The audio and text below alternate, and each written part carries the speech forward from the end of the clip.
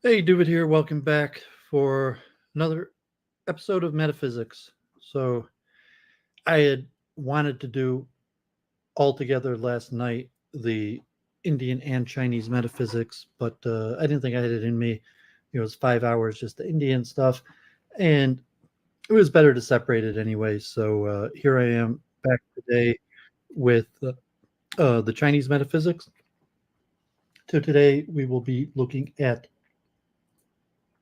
Chinese metaphysics and epistemology.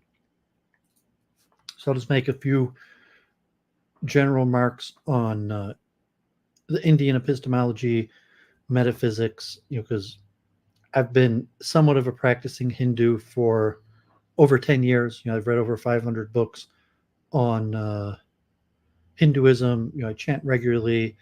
I helped out, the Hare Krishna temple and various things.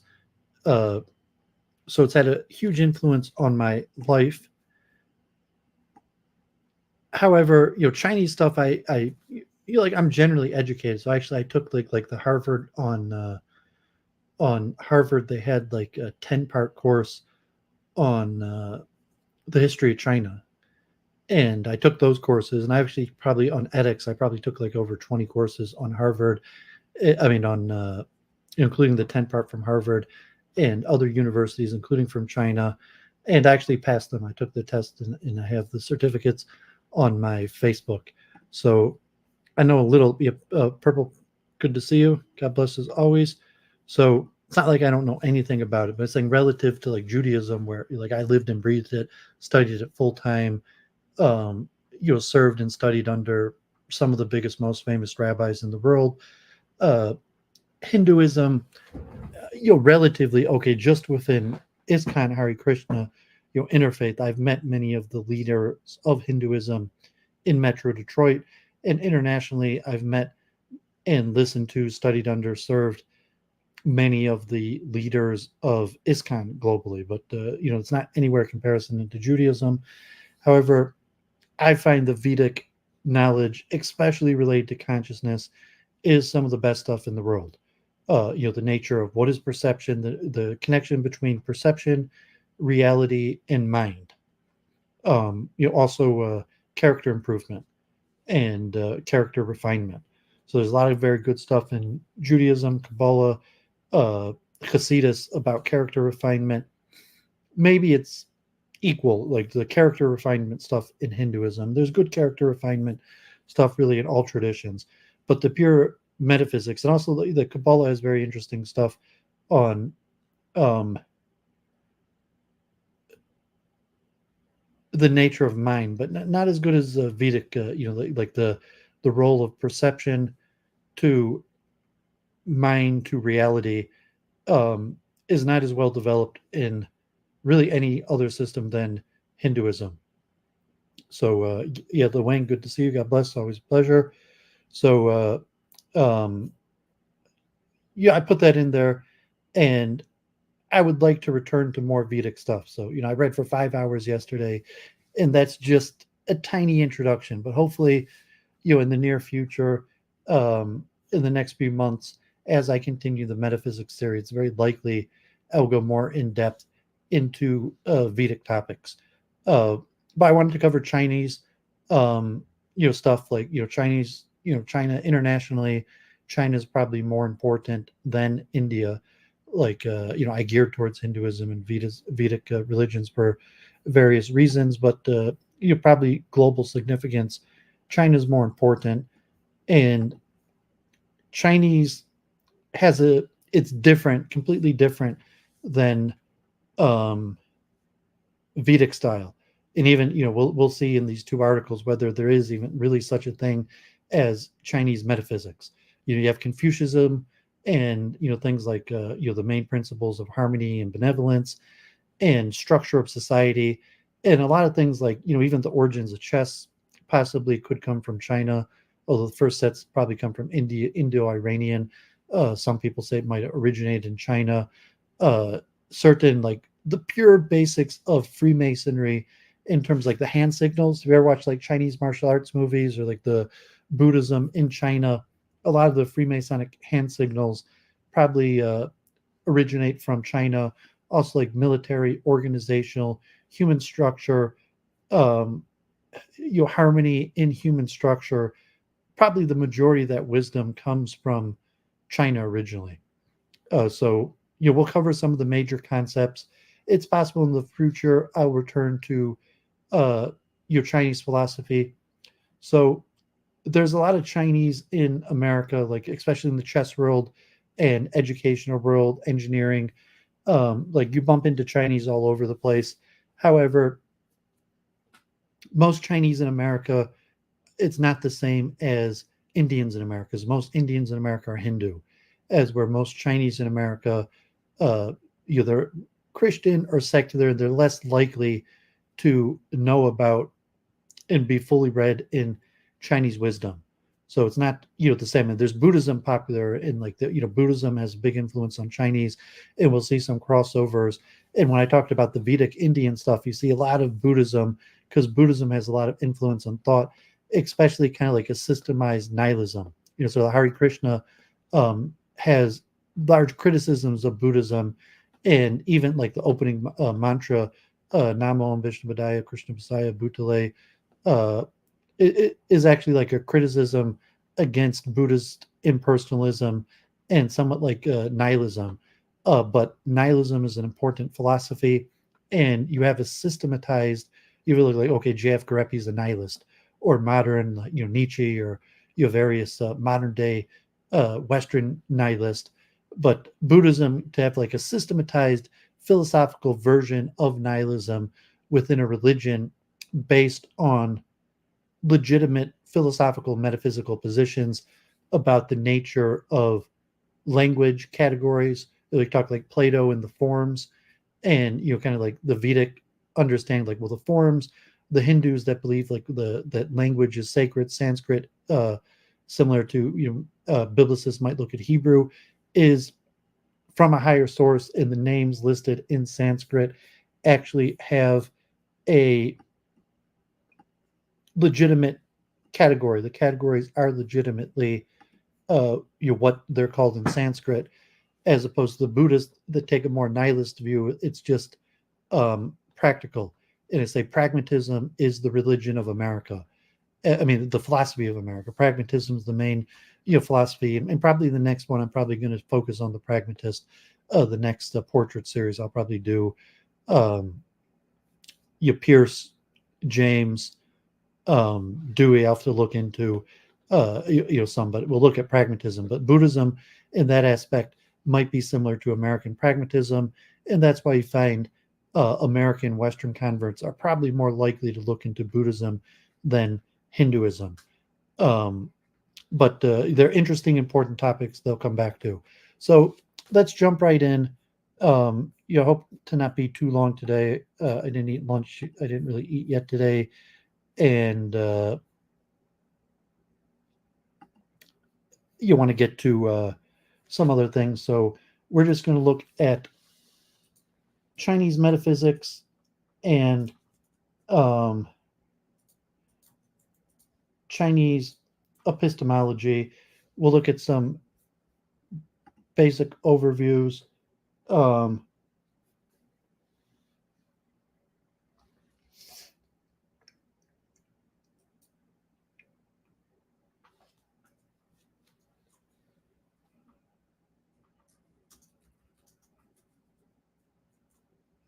Just sorry, someone's messaged me on Facebook.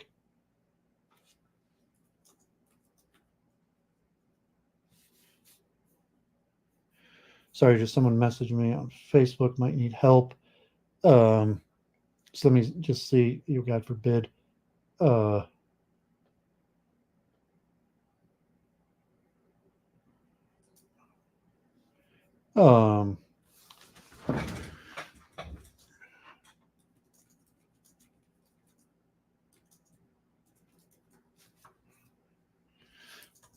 Okay, I'm sorry, just someone messaged me an emergency in the hospital. So,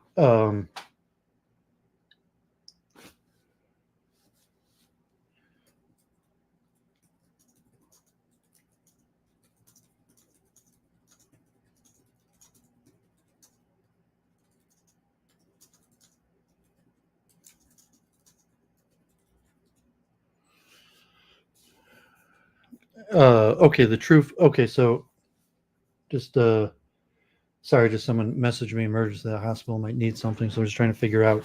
So yeah, I'm gonna read just an overview of um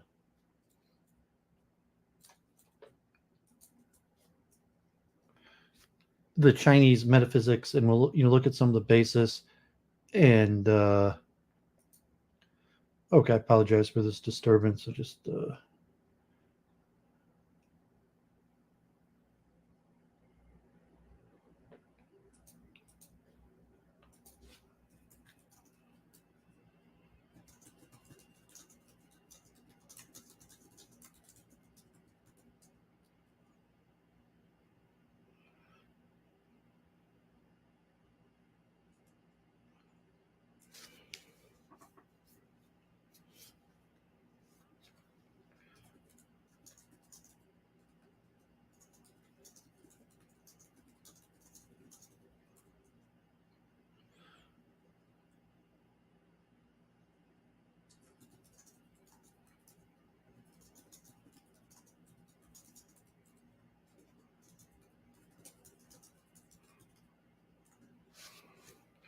okay. Yeah, sorry, I got a few people watching. I apologize. Just someone messaged for help.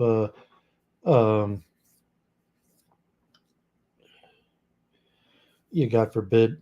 Yes, I'm going to read through these. I got a few people here waiting. So sorry. Just someone messaged me. Yes, I'm going to jump right in. Um,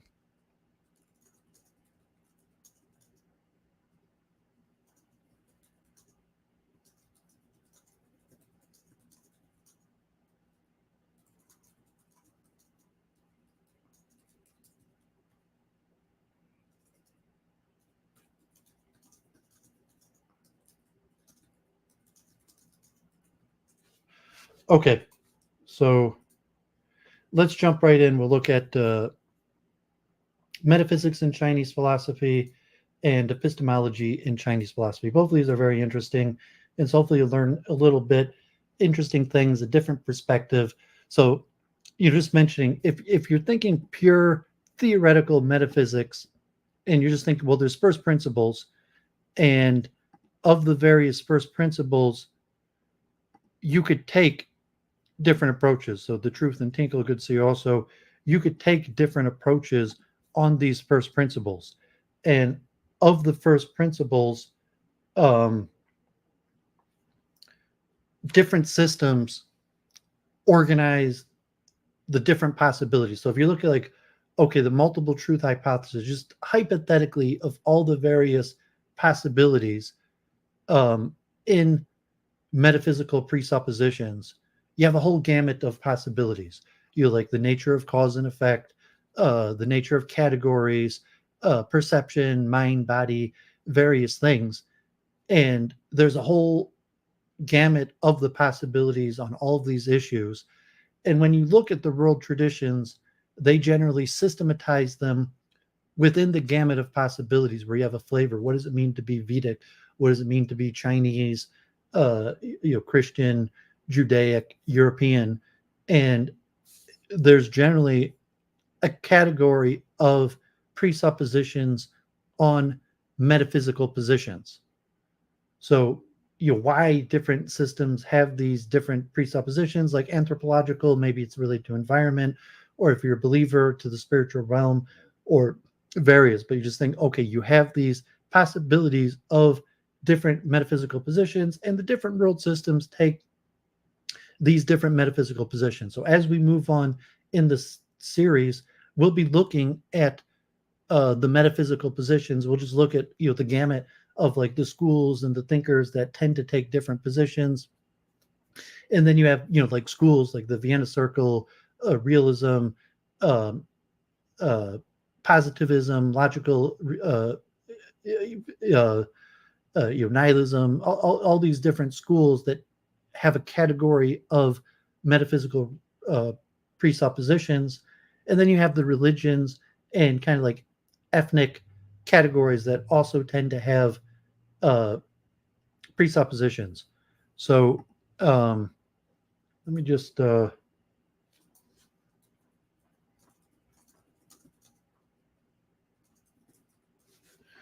Okay, so you might have to help out a friend.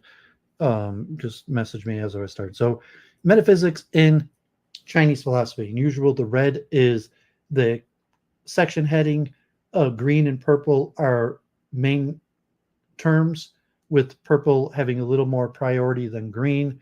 Yellow is schools and sometimes uh, peripheral categories.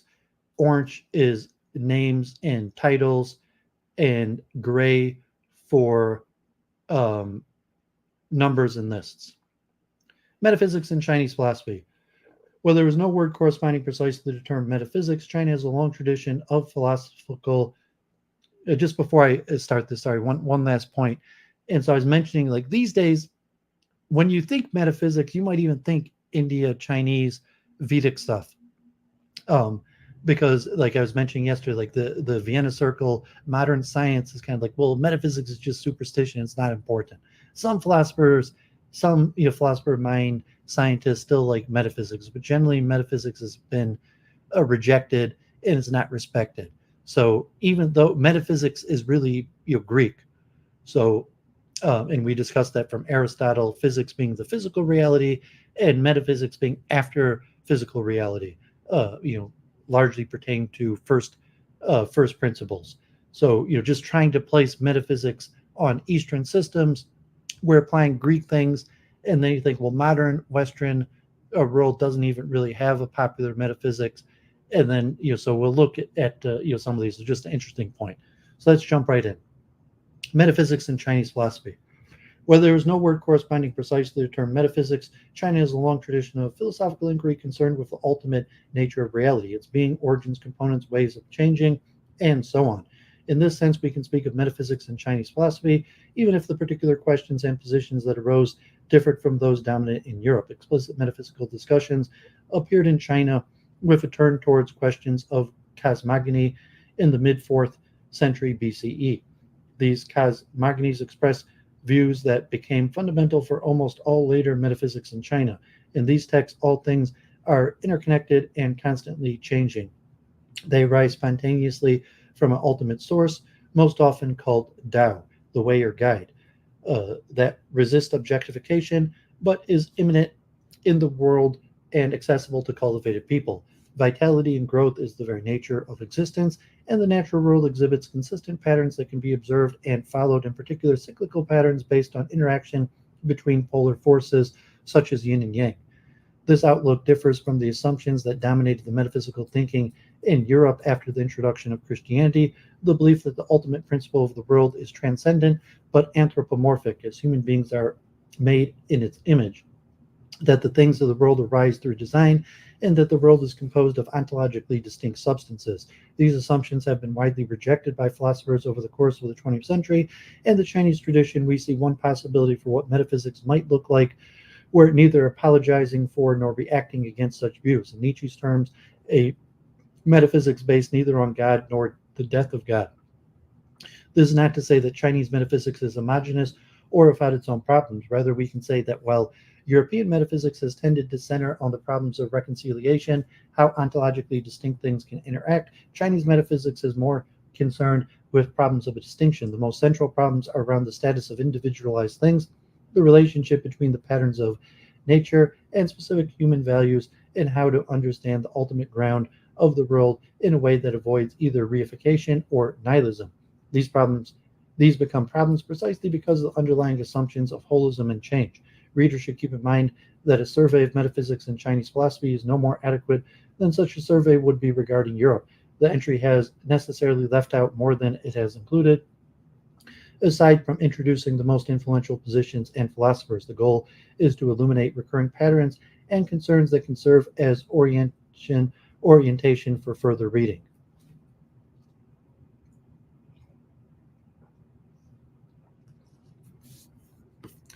And compared to the Indian ones, both of these are relatively shorter.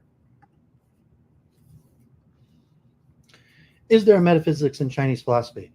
The entire entry could be taken up with the question begged by its title, is there metaphysics in Chinese philosophy?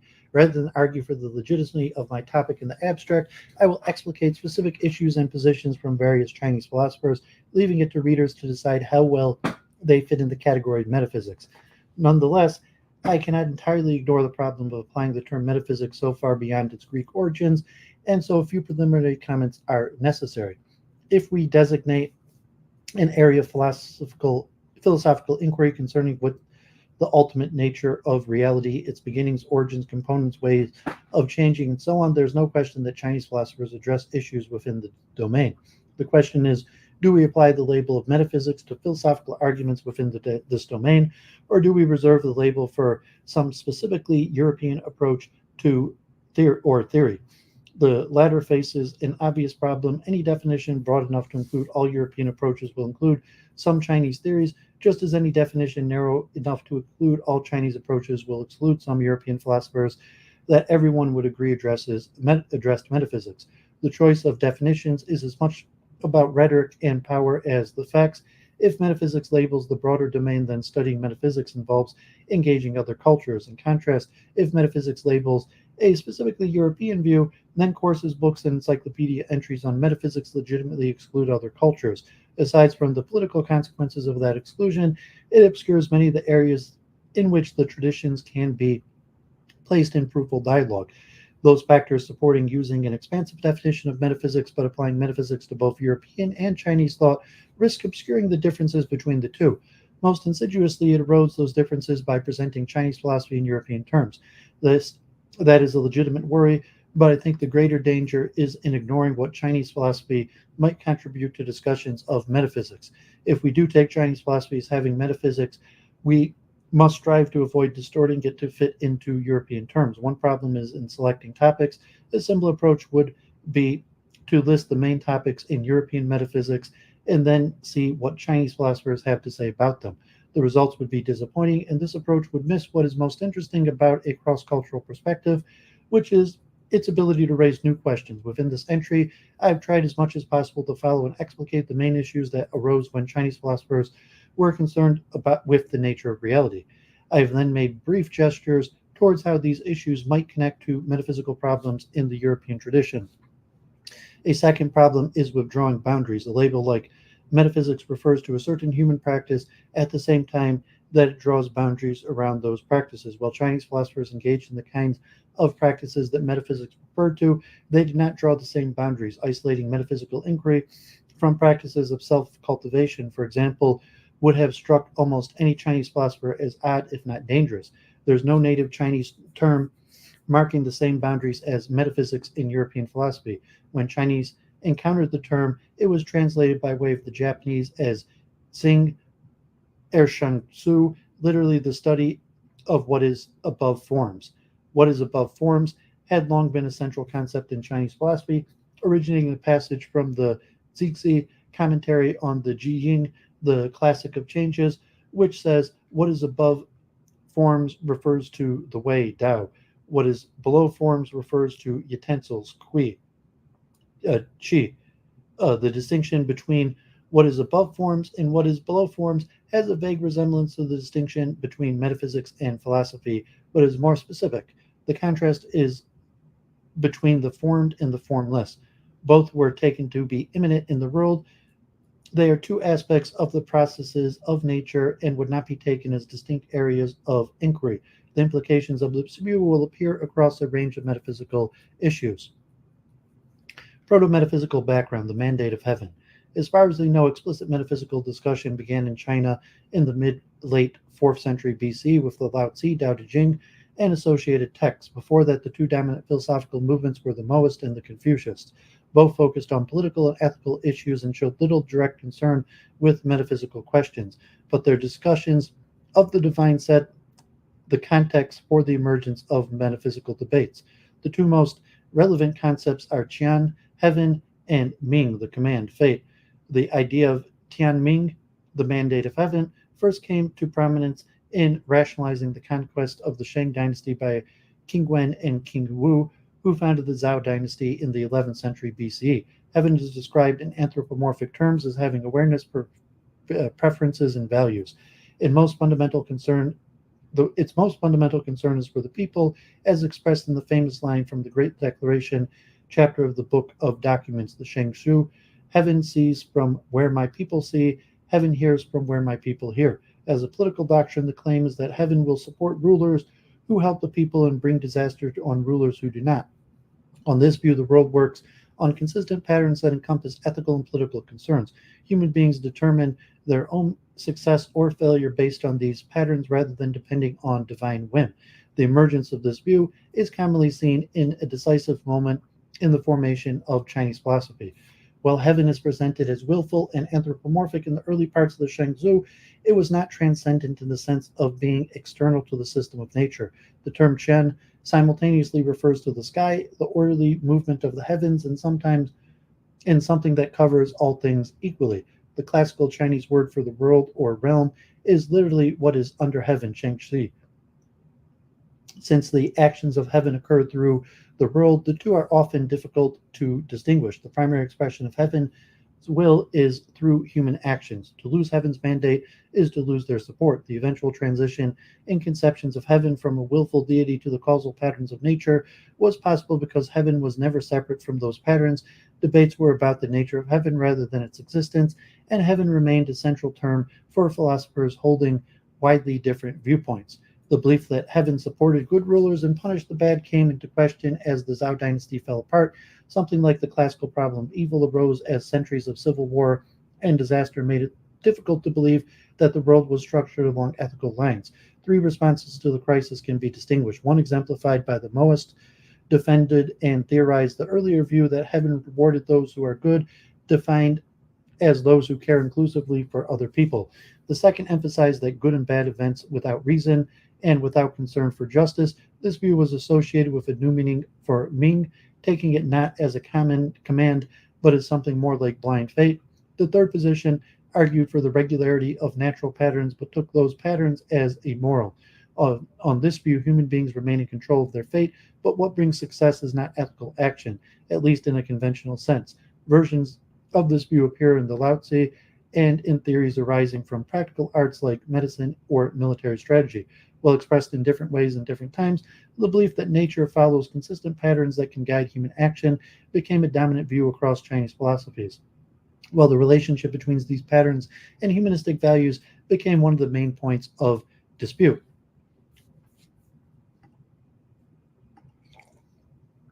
The cosmogonic turn. Sometime probably in the middle of the 4th century BC, a radical shift in vocabulary, concerns, and visions of the human took place. The new position has long been known from the Lao Tzu, but recent archaeological discoveries show that the Lao Tzu was just one of a number of positions that together constitute what we might call a cosmogonic turn. These texts are the first we know of to directly question how the diverse things of the world arise and take form. These concerns seem to have been bound up with decentering and deprivileging human beings, as the Zhuangzi puts it. In stating the number of things, we say there are 10,000, and human beings are just one of them. In comparison with the 10,000 things, human beings are not even like the tip of a hair to the body of a horse. The break with anthropocentrism went along with a shift away from humanistic values like rightness, yi, and ritual propriety, li, and towards concerns with maintaining life, reducing desires, and acting spontaneously. These cosmogonies share the following 4 assumptions. 1.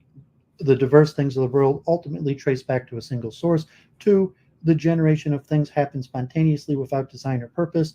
3. The ultimate is immanent in the world and can be accessed in some ways. 4. Between the ultimate and the myriad concrete things, there are intermediate steps, particularly a role for polarities and cyclical patterns. Almost every example of the cosmogonic thinking in Chinese philosophy shares these characteristics, so I will discuss each in some detail. Monism. All Chinese thinkers who discussed ultimate origins took that origin to be unique. The best known name for this source is Tao, which means pathway or guide. Another important name is Taiji, the supreme polarity. The term Taiji appears in the Yin Jing as the original unity from which yin and yang emerged. It remained an important term, particularly during the Confucian revival in the Song dynasty, positing a single source had a decisive influence on Chinese thought, as it implies an underlying unity and connection that easily threatens differentiation and division. One of the most persistent metaphysical concerns is the ontological status of difference and individuation. This orientation is the opposite of that in philosophies based on dualism or ontologically independent substances, views that were dominant through most of the European intellectual history. We can say that European metaphysics has tended to focus on problems of reconciliation, how ontologically distinct things can interact, while Chinese metaphysics has been more concerned with problems of distinction, what grounds individuation. There is some ambiguity in saying that the ultimate origin is one. The Lao Tzu says that the one yi generates two, which generates three, and then the myriad things, but claims that the one itself is not ultimate. It is generated from Tao, that things are born from being, but being is generated from non-being. This reflects one of the earliest metaphysical debates in this is this unitary origin a thing? There seems to have been advocates for each side, but the view that came to dominate is given as a principle in the Zhangzi, what things is not itself a thing. The term yu and wu are among the most important metaphysical terms in Chinese tradition. They're often translated as being and non-being, but wu refers not to radical nothingness, but to the lack of differentiated being.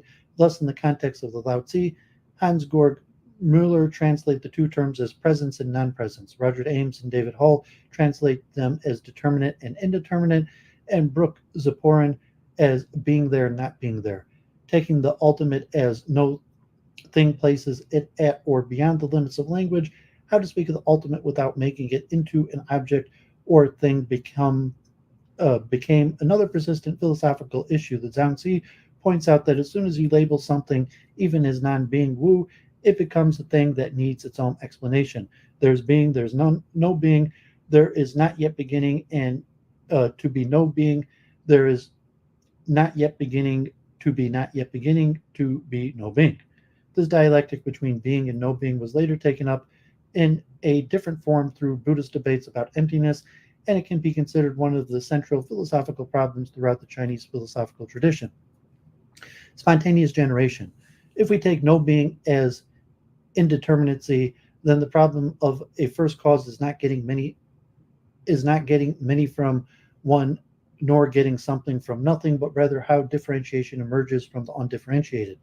The common explanation appeals to another key metaphysical concept, ziran. The character z refers to a reflexive pronoun, and ran means to be in a certain way. Thus, ziran means to be so of oneself or to be self-so. Ziran excludes appeals to purpose, deliberation, or design, and the rise of the term paralleled the displacement of heaven by the terms as Tao. Using Ziran to explain how things arise may seem like an evasion, not much different from replying that's just how it is. If we are to avoid an infinite regress of causes, though, the only possibility to stop at something that just is the way it is from its own being. The role of Ziran self-so is similar to the role of causa sui, self-caused, in European philosophy. While classical European metaphysics attempts to isolate self-causality in a transcendent God, the Chinese took it as the very nature of existence. In this approach, there are similarities with Spinoza's identification of being and Kanada's striving, and even with Nietzsche's will to power. Two important points follow. First, existence is seen not in terms of abstract being, but rather as Shang, life, growth, birth, vitality. The fundamental role of Shang appears explicitly in the Zixi commentary of the Yi Jing, which says that the foundation of the changes is Sheng Zheng, generating and generating, growing and growing, living and living, or natura naturans. This phrase inspired the famous description as nature as Sheng Sheng Buxi, generating, never ceasing. It is sometimes said that Chinese philosophy lacks ontology, and thus metaphysics, because philosophers were never concerned with being as such. It is more accurate to say that Chinese philosophers took dynamic organization as implicit in the very nature of being, rather than positing an external source for motion and order. This means that ontology is also cosmology, even biology. Second, if spontaneous generation is the very nature of being, then one can legitimately attribute Ziran to both the ultimate and to things themselves. The Lao Tzu says, human beings follow earth, earth follows heaven, Heaven follows Tao, Tao follows Ziran, but speaks of the Ziran of a myriad of things, and the people refer to their own Ziran. The immanence contrasts with the common division between God and self-caused and everything else as caused by God, a view which ultimately sees beings as divided into two fundamentally different kinds. In employing a unequivocal conception of being as Sheng, Chinese philosophies did not segregate self-generation from the world. Immanence. The third common point is that the ultimate is immanent in the world. Verbs in the classical Chinese are not modified for tense, and this introduces a fundamental ambiguity into all of these cosmogonies. While they can be read as describing something that happened in the past, they can just as well describe an ongoing process in which the generative function is also present. In one passage, Zhangzi is asked where Tao is, and he replies that there is no place from which Tao is absent. Pushed to give an example, he says Tao is in ants and crickets. When asked to go lower, Zhangzi says Tao is in weeds, broken tiles, and even in piss and dung. Similar statements would later be made about Buddha nature, particularly in the tradition of Chan-Zen Buddhism. The immanence of the source is demonstrated most of all by the fact that it remains accessible to cultivated people. In the Lao Tzu, Tao is something one can use in the world. Tao is constantly without name, although it is unhewn simplicity in its minute. Heaven and earth do not share subordinate. In its minute, heaven and earth do not dare subordinate it. If princes and kings can preserve it, the 10,000 things will make themselves their guest. It is difficult to find the right language to describe the relationship between Tao and human beings. The Tao is not external and is not an object that could be grasped, so it is not a matter of getting or reaching it. Since the self-so spontaneity to which Tao refers is always present, what is required is a negative process of removing obstacles. Ziran is what remains if we free ourselves from striving and conventional goals. Thus, this same process is described as wu wei, which literally means lacking action, but refers to giving up actions that are coercive, effortful, or forced. The Zhangzi describes this process as the fasting of the heart-mind, Xingzai, which allows us to rely directly on the vital energy Gui and respond spontaneously to whatever appears before us. Polarity and cycles. All of the cosmogonies posit stages between the ultimate and the concrete myriad things of the world. If the ultimate ground of things is immanent rather than teleological, then concrete things must be explained through a gradual process of spontaneous differentiation. Having a series of stages also allows for degrees of differentiation within a connected whole that provides an explanation not just for beings, but also for nature as a system. The most common stage involves interaction between two forces. These polar forces could be specified in many ways: heaven and earth, hot and cold, dry and moist, but the pair that came to dominate is yin and yang. Yang originally referred to the south side of a mountain, which received the sun, while yin referred to the north side. Ultimately, yang was associated with the masculine, the forceful, and the bright, while yin was associated with the feminine, the yielding, and the obscure. Creativity followed from the interaction of yin and yang, analogous to sexual reproduction.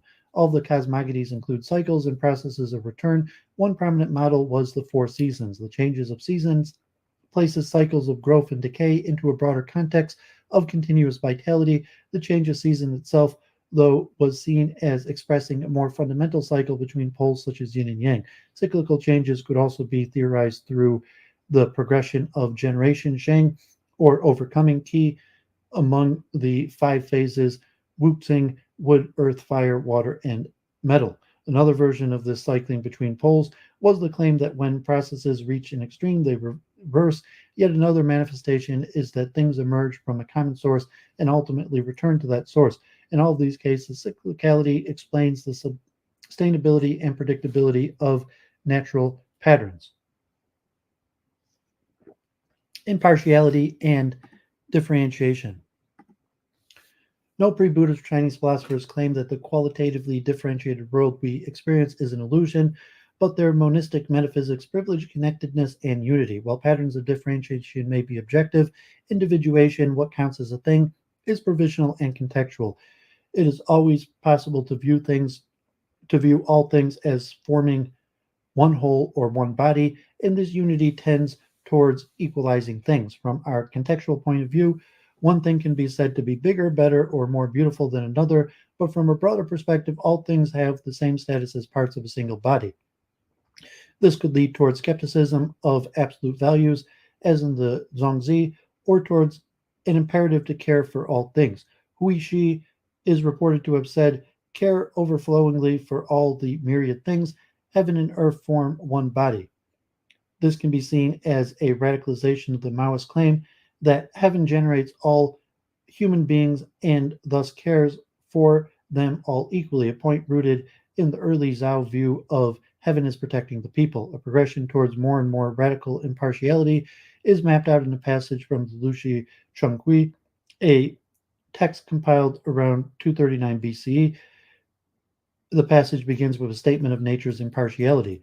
The world is not one person's world, but the world's world. The harmony of yin yang does not grow just one type. Sweet dew and timely rain are not partial to one thing. The birth of the myriad people does not favor one person.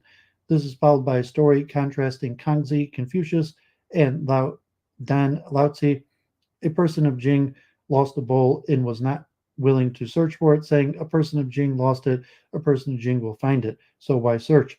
Confucius heard this and said, if you leave out Jing, then it is acceptable. Lao Tzu heard and said, if you leave out person, then it is acceptable. Thus it was Lao Tzu who reached the utmost impartiality. The level of impartiality attributed to Lao Tzu eliminates the possibility of loss, leading to equanimity. As the reference to Confucius suggests, the tendency towards inclusivity threatens the humanistic ethics of the Confucians. The main response, their main response addressed the gap in the cosmogonies exemplified by the Lao Tzu. These cosmogonies explained the dynamism inherent in a particular things and the broader patterns of nature, but they did not address the differences between kinds of things. What makes human beings differ consistently from dogs, the concept that arose to fill the gap and to justify Confucian humanism is Xing. Xing is most often translated as the nature of a thing or kind of thing, but refers specifically to the way a thing responds spontaneously to its environment. In human beings, Xing manifests itself primarily as desires and emotions, broadly labeled as Qing, genuine effects. One of the key questions debated by the Confucians was the degree to which ethical concerns like care, respect, and shame were embedded in the natural spontaneous effects. Xing became a foundational for theories of motivation, but its roots are in metaphysics. Xing derives from heaven and is closely connected to Sheng, the term meaning to live or generate. Xing moves from the generic creativity or vitality of nature to the specific life possesses of kinds of things. More concretely, Xing was conceptualized as the dynamic flow of Qi energy. One recently discovered text from the late 4th century BCE, known as the Xingzi Ming Chu, brings these levels together. Although human beings have Xing, the heart lacks a stable resolve. It awaits things and then stirs, awaits being pleased and then acts, awaits practice and then stabilizes. The vital energies, Qi, of pleasure, anger, grief, and sadness are Xing. Their appearing on the outside is because the things stimulate them. Xing comes out from what is allotted, Ming, and what is allotted comes down from the heaven, Qian. The term Qi refers here to vital energy, is already well known in English. It was originally taken as one of the several kinds of stuff connected with air and breath, but it eventually became the dominant label for the basic stuff of the world, used to explain all kinds of dynamic processes, from the formation of heaven and earth to the pattern of weather to the processes of the human heart. It was closely connected with life and the generative power of nature. In this passage, human effects, including desires and a tendency to approve or disapprove, and the movement of Qi when stimulated by events in the world. This part of the Confucian response to a focus of Wu Wei and reducing desires in texts like the Lao Tzu and Zhuangzi. Effects like sorrow and care arise spontaneously by Ziran. They are as natural for human beings as is for water to flow downward or for trees to grow towards the sun. It may seem that this topic has drifted from metaphysics into ethics, but human actions are not different in kind from the movements of other things in the world. And human motivation expresses the tendency towards growth inherent in the very nature of existence. The use of Xing and Ziran in relation to motivation differs from the concerns about free will in almost every way, but they all arise as ways of explaining how human choice relate to the forces driving change in the rest of the natural world, or even how human choices relate to the very nature of being. In this way, they unite metaphysics and ethics. Beyond its role in explaining motivation, Xing helps explain the organization of the world into individuals and kinds. In a series of passages arguing with a rival named Gaozi, Mengzi shows that whatever would explain the nature of things must have its own dynamism and directionality, and it must explain the specific differences between kinds of things. On the one side, Xing differentiates things in terms of coherent patterns of force, providing a contextual and provisional basis for individuation. One can refer to the Xing of a human being, but also the Xing of the human mouth, to the Xing of a mountain ecosystem, or to the Xing of a single tree. On the other side, Xing was generally used as a species concept. Things of the same kind have the same Xing. Menci's ethical philosophy is based on his belief that human beings share certain ways of responding to the world, all having the same Xing. The status as species, though, was a point of controversy linked to the question of whether or not all human beings could be held to the same standard. A more radical line of thought took each individual as having his own unique Xing, a view rooted in parts of the Zhangzi and developed later by Gao Zheng. Correlative cosmology. Near the end of the Warring States period, new assumptions about cosmology and metaphysics appeared to dominate the Han Dynasty and profoundly influence the development of Chinese thought. This new view has come to be known as correlative cosmology, but it was not a single cosmology as much as several cosmological principles. Its core elements are various schema for sorting phenomenon into kinds, lie, and a theory of causality based on stimulus and response, Ganying. These elements appear together in a paradigmatic statement from the Lushi Chengui. Things of the same kind summon each other. Those with the same vital energy join together, and sounds that match resonate. Thus, if you strum a gong note, other gong will resonate. If you strum a Jew note, other Jew will vibrate.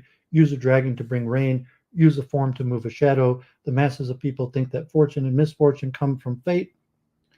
How could they know from where they truly come? The categories used could be more or less specific. So on one side might be a human being or animal, while the most general side of things could be classified as either yin or yang. Another of the most common categories were wood, earth, fire, water, and metal, known as the five phases. Yet another set was based on the Yi Jing, using either the 8 trigrams or 64 hexagrams. These systems of categorization were eventually integrated so that categories from one could be translated into the others. Given the underlying ontology of change and process, categorization is not based on inherent qualities or essence, but on typical ways of acting and reacting. Does it tend to expand or contract, work gradually or swiftly, manifest itself obviously or subtly? Since these traits are relational, the same thing may not always be in the same category. It might act like wood in one context, but metal in another. And because they are dynamic, the categories give immediate information on how things can be controlled, directed, or diminished. The application of the categories depend on context, and the context depends on our particular purposes, but they are meant to express real properties of things. Consider the use of the most general categories yin and yang. Yang labels the tendency to expand and dominate. Yin labels the tendency to draw things in by yielding. Anything can be put in one of these two categories, but yin and yang are not inherent properties. The same thing that might be active and dominating in one relationship might be softer and yielding in another, as is commonly the case in Chinese medicine. The function of the labels can be compared to the way we label cause and effect. We can designate a cause and an effect in any change, but because a cause is not an essential property, everything is simultaneously that cause of many effects and the effect of many causes. As cause and effect illustrate, even a set of binary categories can be helpful in analyzing situations, and yin-yang could be specified in various ways. In the Ji-Yin, lines representing either yin, a divided line, or yang, a straight line, can be combined into groups of 3 to form 8 trigrams, or groups of 6 to form 64 categories. Each of these lines could be taken as more or less stable, leading to 4,096 possible situations. The conception of causality at work here has come to be labeled with the Chinese phrase Ganying, stimulus, and response. This way of approaching causality reflects the fact that existence is inherently active and dynamic. Nothing is purely passive or inert. The effects of stimulus depends on the perceptive and responsive capacities of the thing stimulated. One common model of Ganying was resonance, as in the quotation above, where the vibrations of one string stimulate vibrations in strings tuned to the same note. The final element is the role of correlations. To place phenomenon in the same category is to situate them as having similar functions and analogous configurations. To be yin is to have a relationship to something that is yang. To be wood-like is to stand in certain relationships to fire, metal, earth, and water.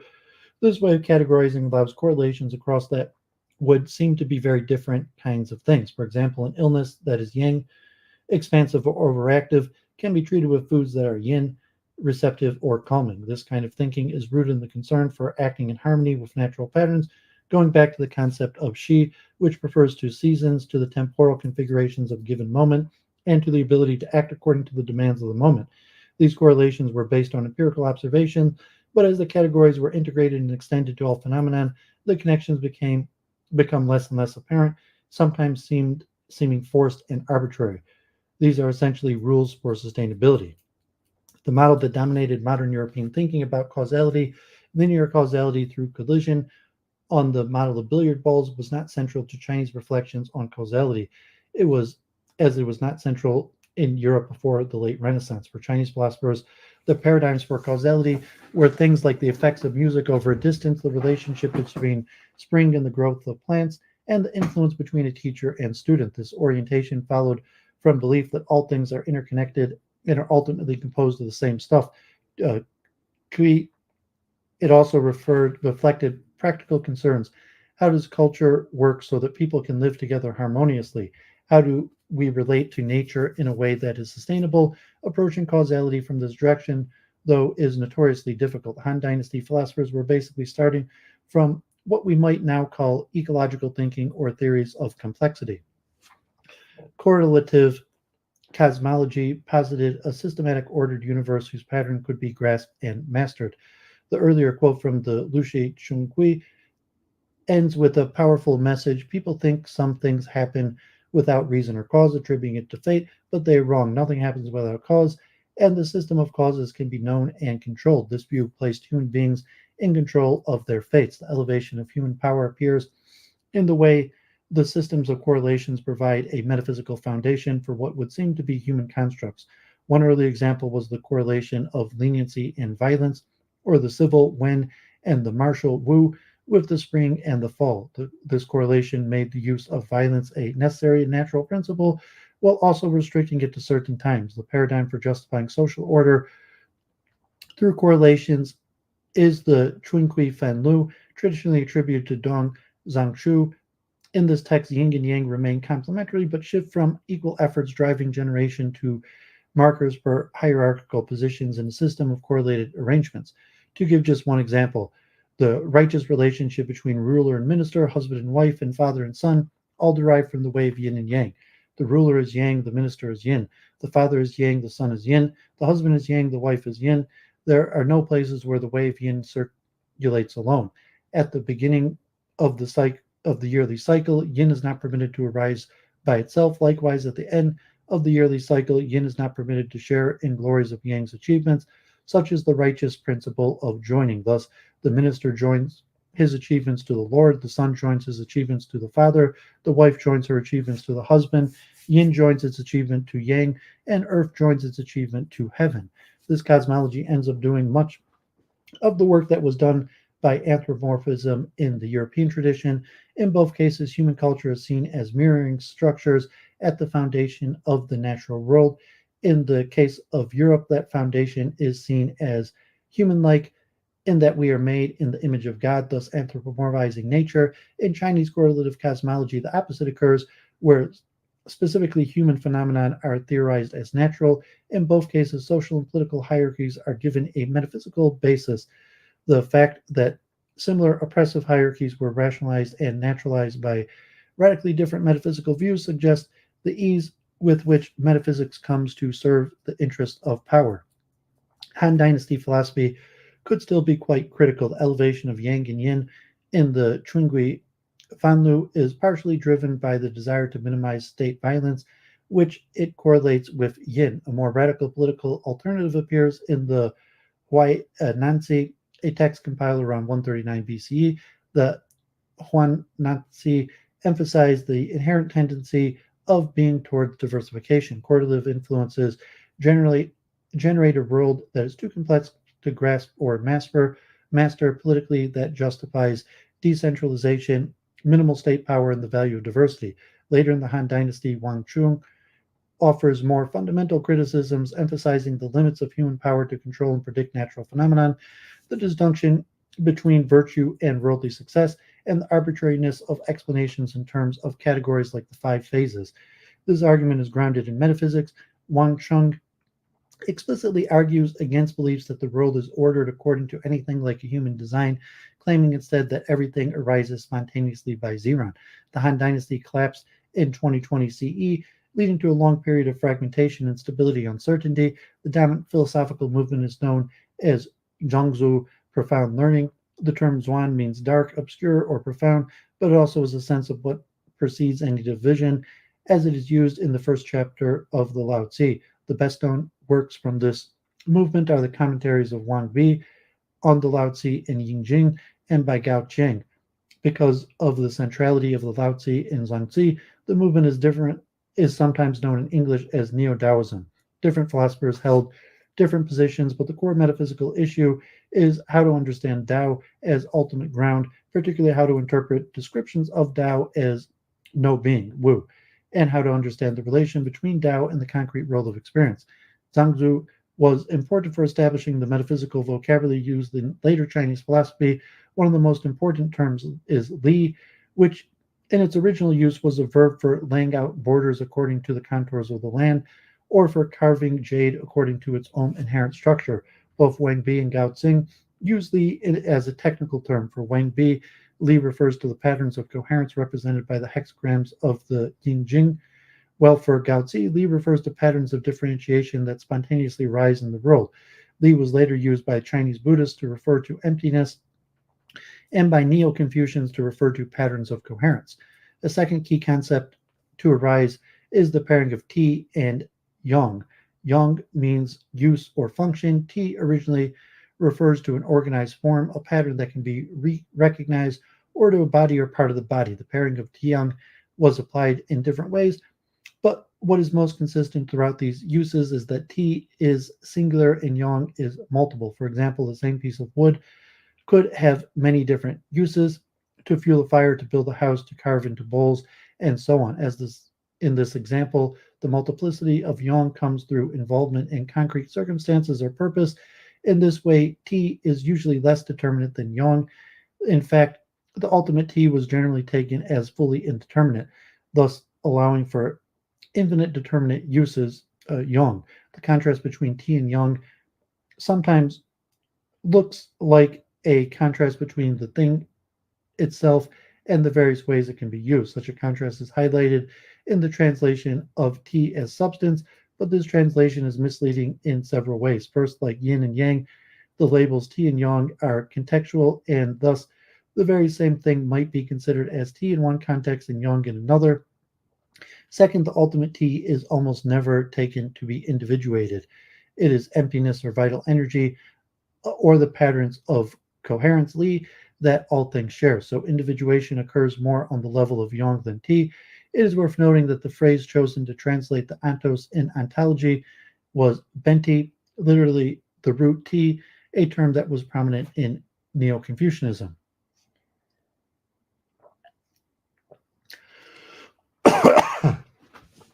Buddhist metaphysics in China. A radical transformation of metaphysical views in China followed the introduction and incorporation of Buddhist philosophy, a process that began in the 1st century CE. On the surface, one might think that Buddhism opposes metaphysical speculation. In the famous parable of the arrow, the Buddha compares a student insistent on metaphysical speculation to someone who has been shot with a poisoned arrow but refuses to be treated until he knows who shot the arrow, why they shot it, where the arrow came from, and so on. The point is that we know that the central problem in life is suffering, and we know that the cure is the elimination of self-centered desires. Nevertheless, Buddhists commonly claim that one can be released from such desires by seeing reality as it truly is. The truth is to be realized is that there is no self as an independent and lasting being. Much of Buddhist philosophy can be read as a sustained attack on any kind of substance-based metaphysics.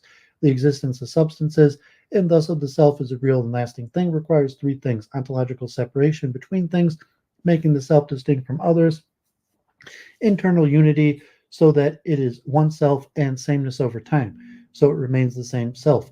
Buddhists attack all three of these, arguing that things are interconnected, lack intrinsic unity, and change endlessly.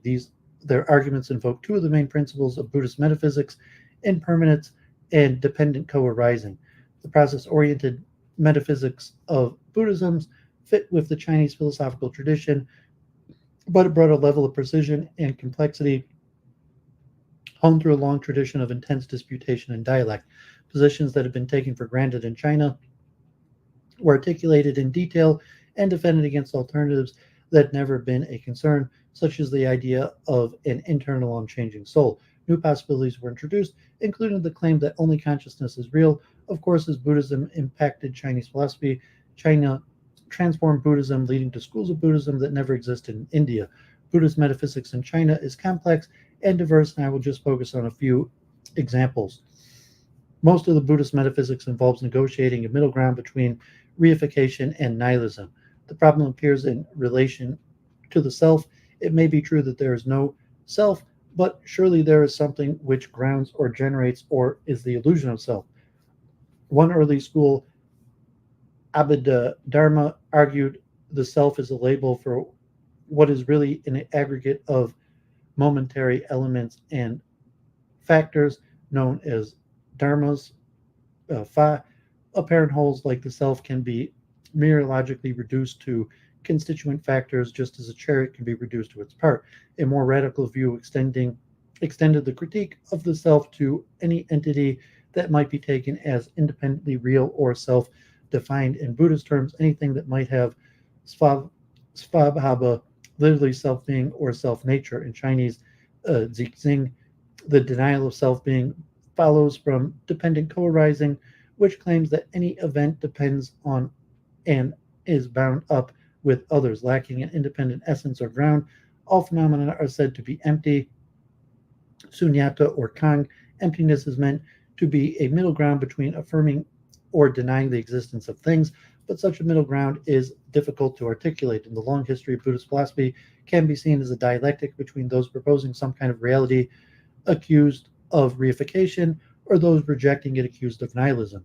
This dialectic is portrayed differently by different thinkers, depending on what they take to be the final position that encompasses all others. As an example, we can consider the progression given by Zongmi, a philosopher representative of the Huan school, but with close links to Chan.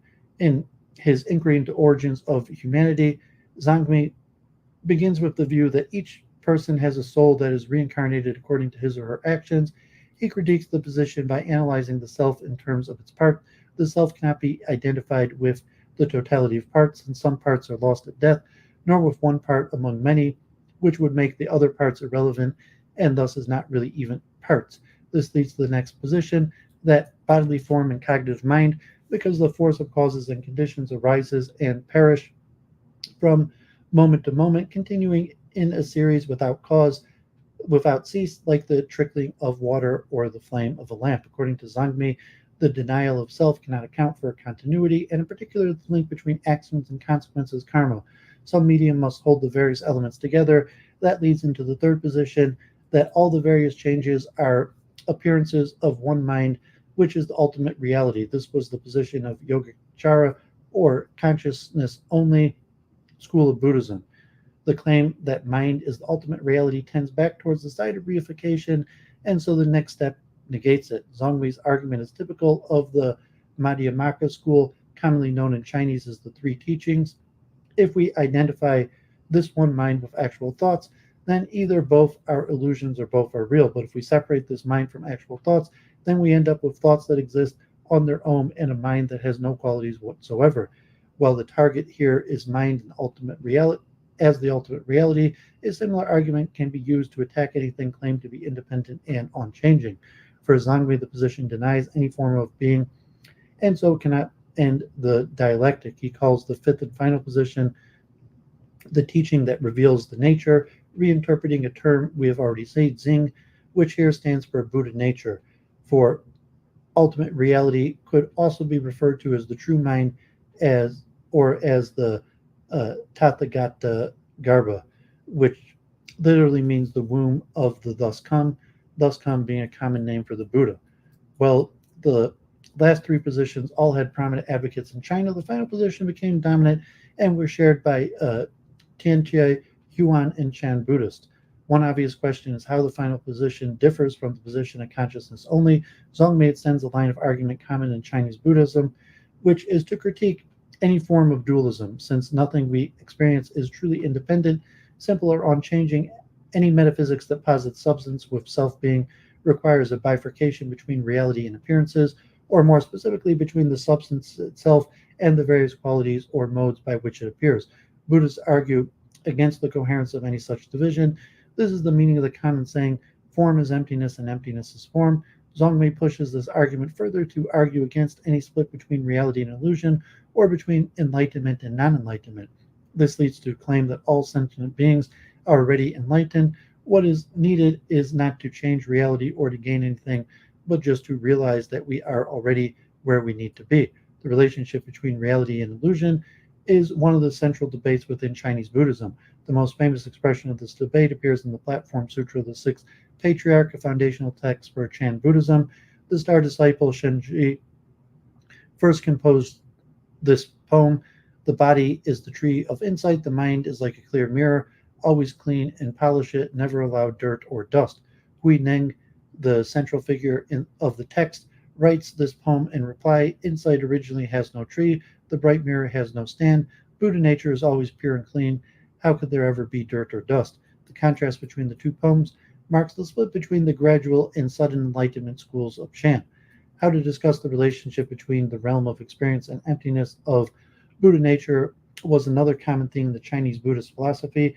One of the more thorough and influential discussions is the meditative approach to the Huan Dharma Dhatu, attributed to Dushan. According to Dushan, the world of experience can be viewed in four different ways. The first is the phenomenon or event Shi, which is equivalent to the realm of form. The second is as emptiness, referred to here with the term Li. The point is that in one sense, reality can be seen as the multitude of phenomenon, but in another sense, it can all be seen as empty, which entails a kind of equality and interchangeability. The third perspective addresses the relationship between emptiness and phenomenon, using the relationship between water and waves as a metaphor. The two are mutually encompassing and mutually dependent, just as there is no water without waves, and waves are nothing other than water, yet we can focus solely on the wave or solely on the water. The point is that designating a wave is not the same as designating water, yet these designations do not obstruct each other. The very same reality can be taken as the phenomenon of everyday experience as emptiness. The fourth perspective brings us to a metaphysical issue that has recurred across the Chinese philosophical tradition, the interconnection of things. It is not just that emptiness and phenomenon are mutually penetrating, but that any phenomenon is penetrated by all others. The claim that any one thing includes all others is clearest on the level of causality and intelligibility. Consider the cause for you reading this article. It might be for the help in a course, or because you're followed a link out of curiosity, or from a desire to better understand the context of Lao Tzu. But we could say that the cause was the story of how your parents met. Had that not happened, you would not be reading this article. Or it might be the story of how my parents met, or the creation of the internet, or the founding of Stanford University, or the gravitational pull of the earth. If everything is interconnected, then anything could be given as a cause for you reading this article. What makes one answer better than another is determined only by the interest of the questioner, as they are they interested in increasing web traffic to the Stanford Encyclopedia, understanding digital humanities, writing my biography, writing yours. This shows how any one event implicates and arises with all others. Consider further, though, that all things are empty. They have no independent self-nature. So what it is to be that thing is explained entirely by all the factors that follow into appear as what it is. Thus, it is not just that things depend on each other, but that things include each other. This inclusion applies not just between any two events, but also between any event and the totality of other events. The story of the whole universe can be explained from any point of view. Brooks-Zipporah calls this omnicentric holism, and it has similarities with Leibniz's claim that every substance monad implicitly expresses all others. This conclusion serves as the soteriological purpose is of Buddhist philosophy. If any one thing implies all others, then it is impossible to grasp only one thing. Grasping and attachment become incoherent. It is worth comparing the results with the elimination of loss through radical impartiality.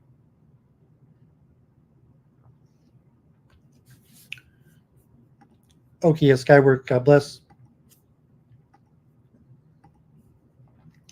Coherence and vital energy in Neo-Confucianism. The impenetration of emptiness and the phenomenon of affirmation in the changing world in which we live. Thus, it is false to see Chinese Buddhism as life-negating or as denying the diversity of the world. Nevertheless, the metaphysics of emptiness is directed towards overcoming attachments. Diversity remains, but there are no individuals to grasp. The Confucian response, which became a dominant force in the Song dynasty, was driven primarily by an aversion to these consequences. This relation can be seen as three concrete positions. The acceptance of suffering and death is unavoidable, the differentiation of roles and norms within society, and the embrace of negative effects, such as sorrow at the death of a parent or anxious concern for a child in danger. This Confucian movement is known in Chinese as learning the way, and in English as Neo-Confucianism. Well based on practical concerns, this Confucian revival was supported by metaphysical claims.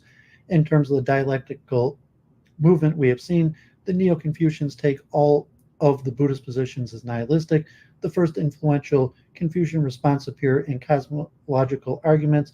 We can take Zhongzui as an example. Zhongzui's basic move is to argue that the ultimate, labeled as supreme emptiness, cannot be nothing but must be Kui, and the fundamental characteristics of Kui must be a dynamic interplay between opposites. Zheng explains the supreme emptiness of necessity consists of vital energy. Vital energy of necessity integrates to become the myriad things. Things of necessity disintegrate and return to supreme emptiness. Appearances and disappearance follow this cycle are a matter of necessity. There are several important points to note in Zhongzui's position. First, he explicitly argues that the only way to explain the origins of the world we experience is of dynamism and differentiation are the very nature of existence. For this reason, Brooks-Zipporah argues that the ultimate for Zhongzui is not Kui, but harmony itself. Secondly, by positing Kui as fundamental, Zhongzui shifts from the questions about nihilism and reification back to the relation between the formed and the formless, in making the formed and formless two modalities of existence. Zhongzui allows that both are equally real. In this way, he reaffirms the importance of individuated things like parents and children.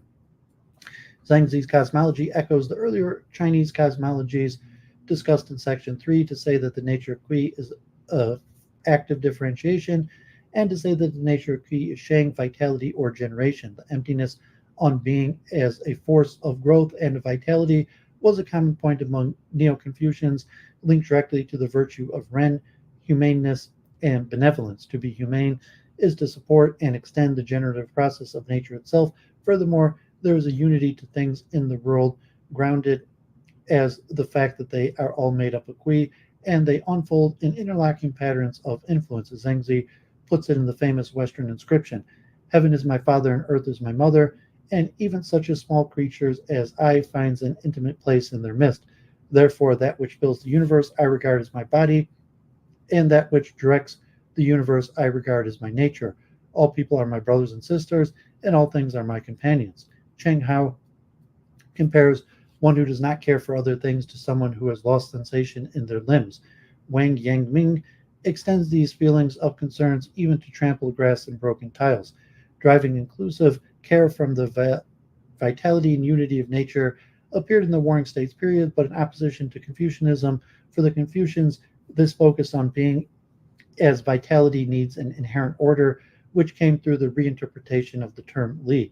The complexity of the term appears in the range of common translations, principles, patterns, coherence. Li often refers to something we should follow, and in the sense it might be taken as principles, but Li also refers to actual patterns of differentiation not just to ideals. Considering that Li is contextual and involves human purposes and perspectives, translating the term as coherence or coherent patterns probably best brings these various aspects together.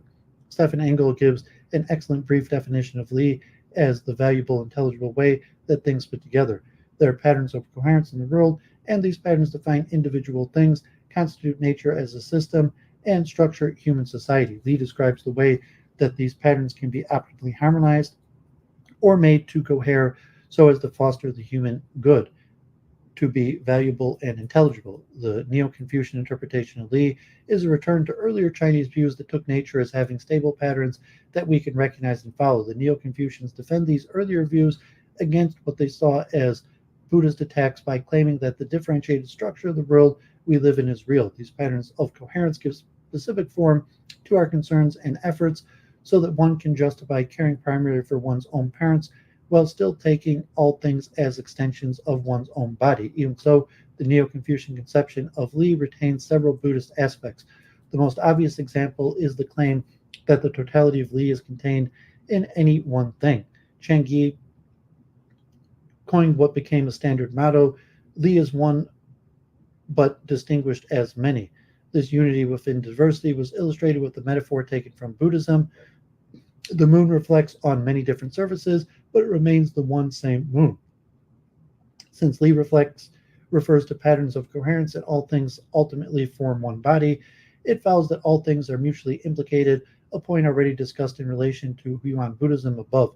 The Neo-Confucians do not go so far as to say that each thing contains all other things, though any instance of coherence implicates all others, but events still have their own reality.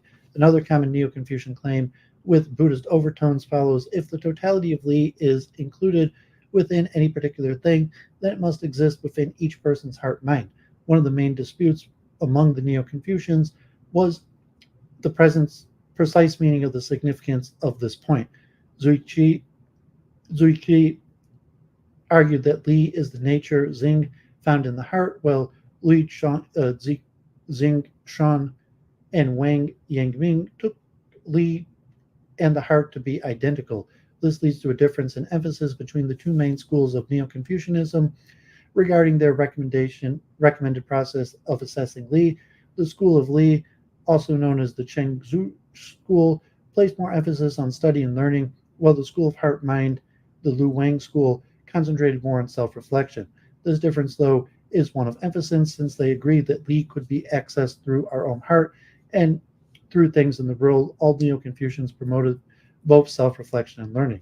Neo-Confucians always discuss Li in relation to Qi, vital energy. If Li refers to patterns or coherence, Qi is the stuff in which those patterns inhere. The distinction has the functional similarities with Aristotle's distinction between form and matter, but the force of activity and change is with Qi rather than Li. This means that Li must be immanent in Qi in some sense.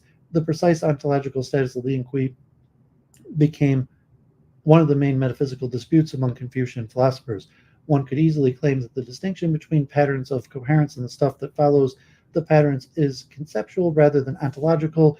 That is close to the view seen by Zheng Ji, for who Qi is active and inherently pattern.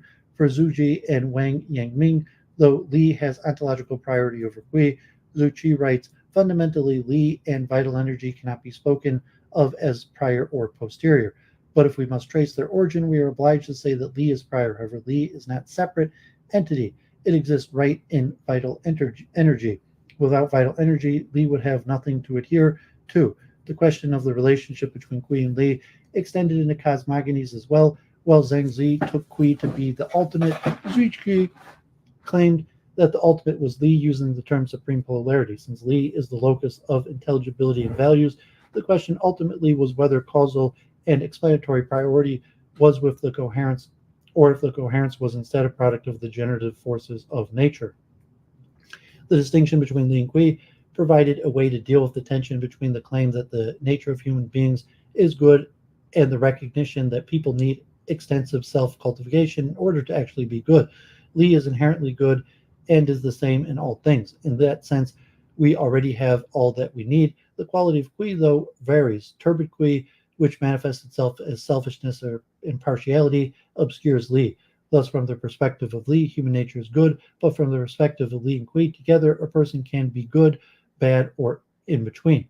On the psychological level, the work of self-cultivation is cultivation, tranquility, and impartiality. On the metaphysical level, one purifies Kui so that as so to more perfectly express and participate in Li. The view of self-cultivation inherits the Buddhist claim that since everyone possesses Buddha nature, everyone is already enlightened, but merges it with Mengzi's claim that human nature is good. Unlike Mengzi, the process of self-cultivation is not a process of extension, but rather of removing the obstacles that keep us from being what we already are. Philip Ivanhoe has nicely captured this point by contrasting the views of self-cultivation for Mengzi and Wang Yangming as the difference between a model of development and a model of discovery.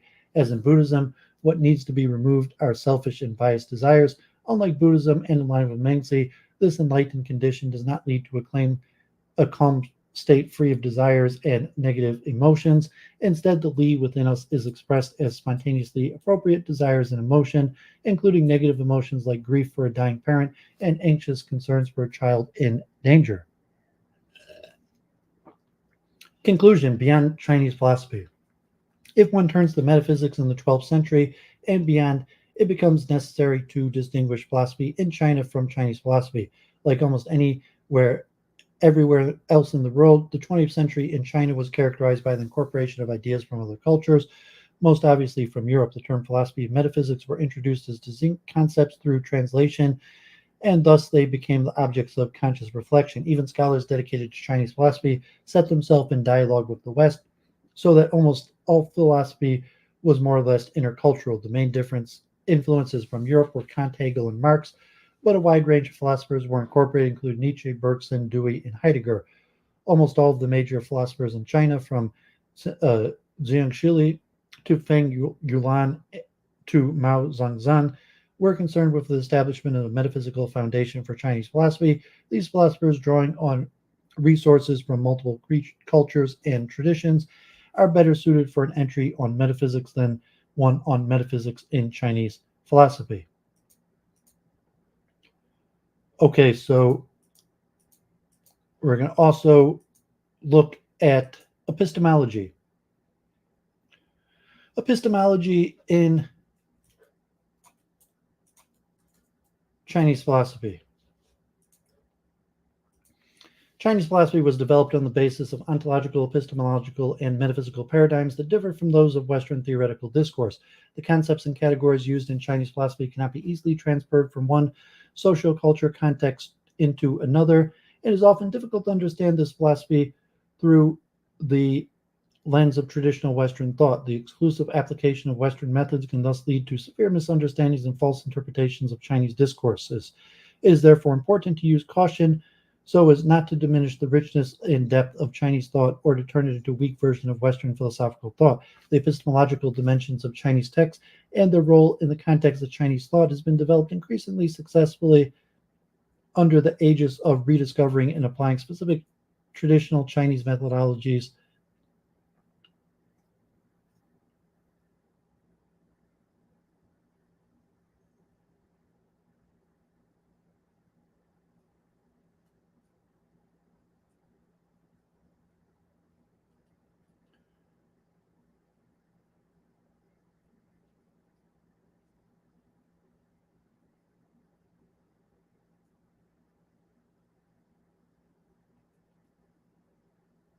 Sorry, I lost my place there.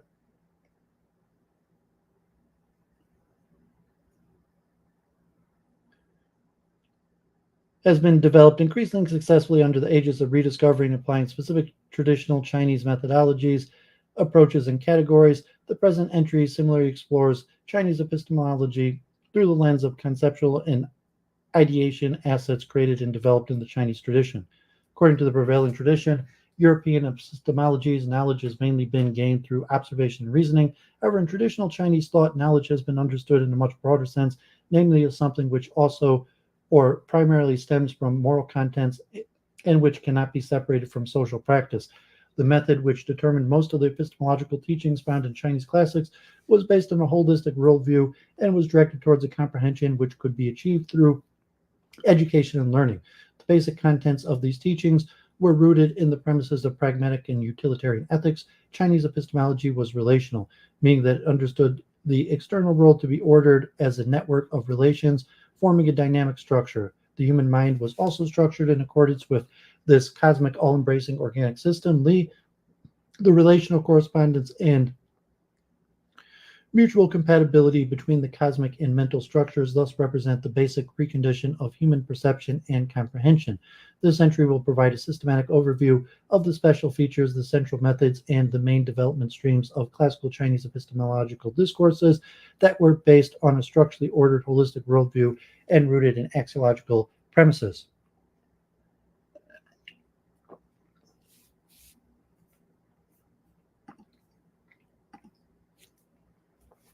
Basic categories: the heart, mind, and the things, events. In classical Chinese philosophy, the meaning of the Chinese word Zhen, which literally refers to the physical heart, is not limited to common connotations. Unlike Western definitions, the Chinese metaphorical understanding of this notion not only denotes this organ as the center of emotions, but also the center of perception, understanding, intuition, and even rational thought. As the Chinese believed that the heart was the center of human cognition, the notion of Zhen is most common translated as heart-mind in philosophical discourses. This understanding was determined by the absence of the contrast between cognitive representative ideas, reasoning beliefs, and affective sensations, feelings, desires, emotion states. In classical Chinese epistemology, each person's self-awareness was based on a holistic understanding of the world, which was structured as an interactive relationship between human beings and nature. The unity of all cosmic being was seen in terms of the organismic and dynamic wholeness of nature and society. Hence, self-awareness is the basis of any kind of comprehension, originated with the awareness that one's own being was originally embedded and interwoven with rational, indeterminate, constitutive cosmic structures. The heart-mind, which represents the crucial part of this self-awareness, is innately equipped with the basic structure of moral recognition.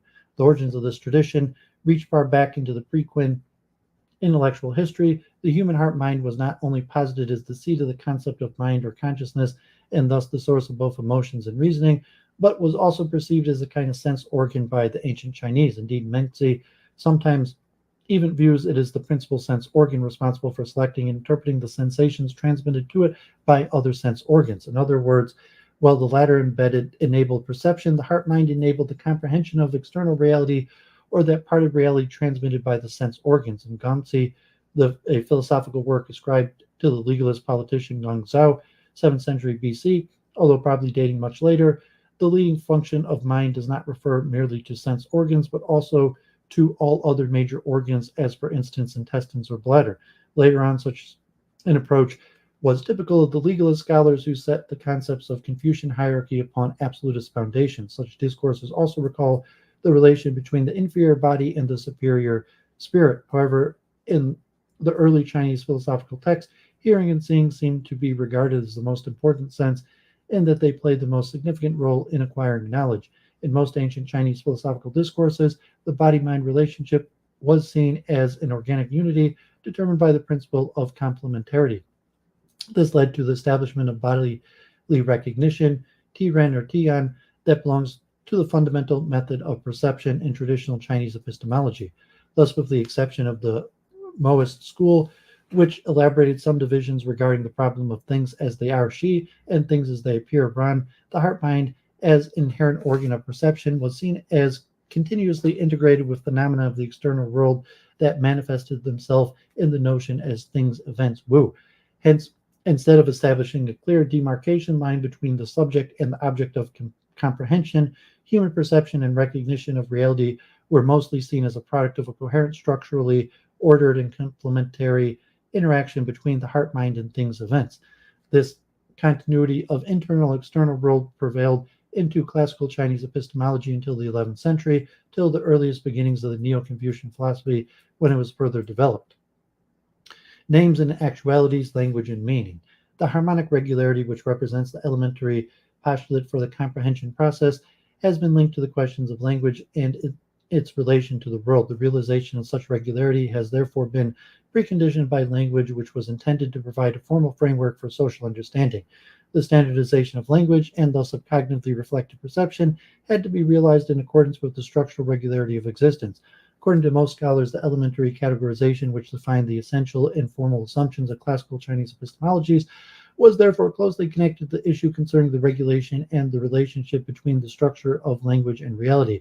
This categorization has been expressed in the bipolar complementary relationship between names or concepts, Ming, and actuality, Shi.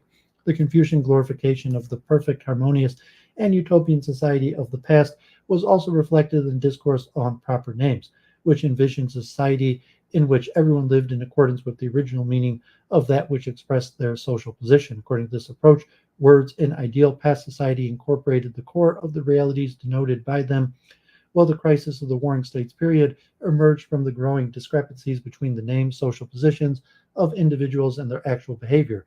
The ideal condition for society could therefore only be established when everyone acted in accordance with their social name.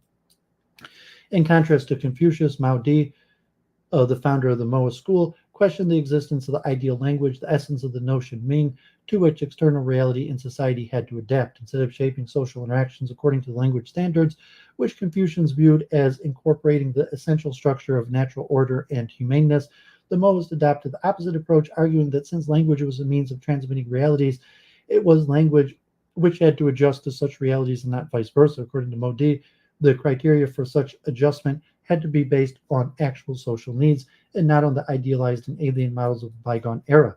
However, in both cases, the realization of a regulation that could provide a framework for a social understanding needed to be preconditioned by the standardization of language, which is a possible factor in the problem of the relation between actualities and proper naming.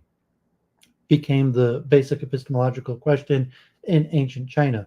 Naturally, the question as regards the normative criteria for such a relational structure arose at the very outset of this approach. The standardization or continuation Cheng of language had to be carried out in accordance with the formal premises of a binary structure. Shi, valuation, Bian. Only when these conditions were met was it possible to achieve the ultimate goal of pragmatic oriented epistemology in classical Chinese discourse. Every linguistic expression, every name, Ming, could and should therefore be applied in accordance to the principles that determine actuality Shi. The adherents of the school of names, Ming Jui, believe that with respect to the concrete situation to which language has been applied, each single thing could have a single meaning.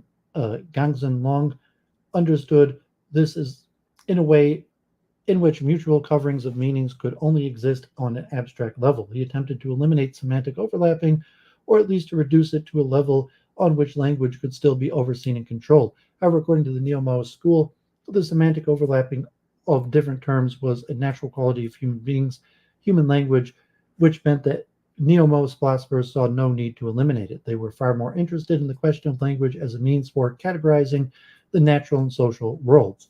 Semantic approaches occupied a privileged position within these models of thought. These proto-epistemological discourses would have a decisive impact on later development in the specific area, most of which took place between the 2nd and 6th centuries. This epistemological shift followed the debate on the nature of the relation between names or concepts and realities, Ming and Shi, which was later essentially upgraded within the so-called Neo-Taoist discourses on the relation between language and meaning, Yang, between comprehension and interpretation. However, these philosophers of the Winjian era also began to investigate the structure of meaning in a way that was no longer limited to the sphere of concrete existing objective external actuality. The focus of the scholars from this period was no longer limited to responding to the question concerning proper behavior, proper rituals, or formulating wise maxims that inspired people to be wiser, more ethical life, leading to a more harmonious society.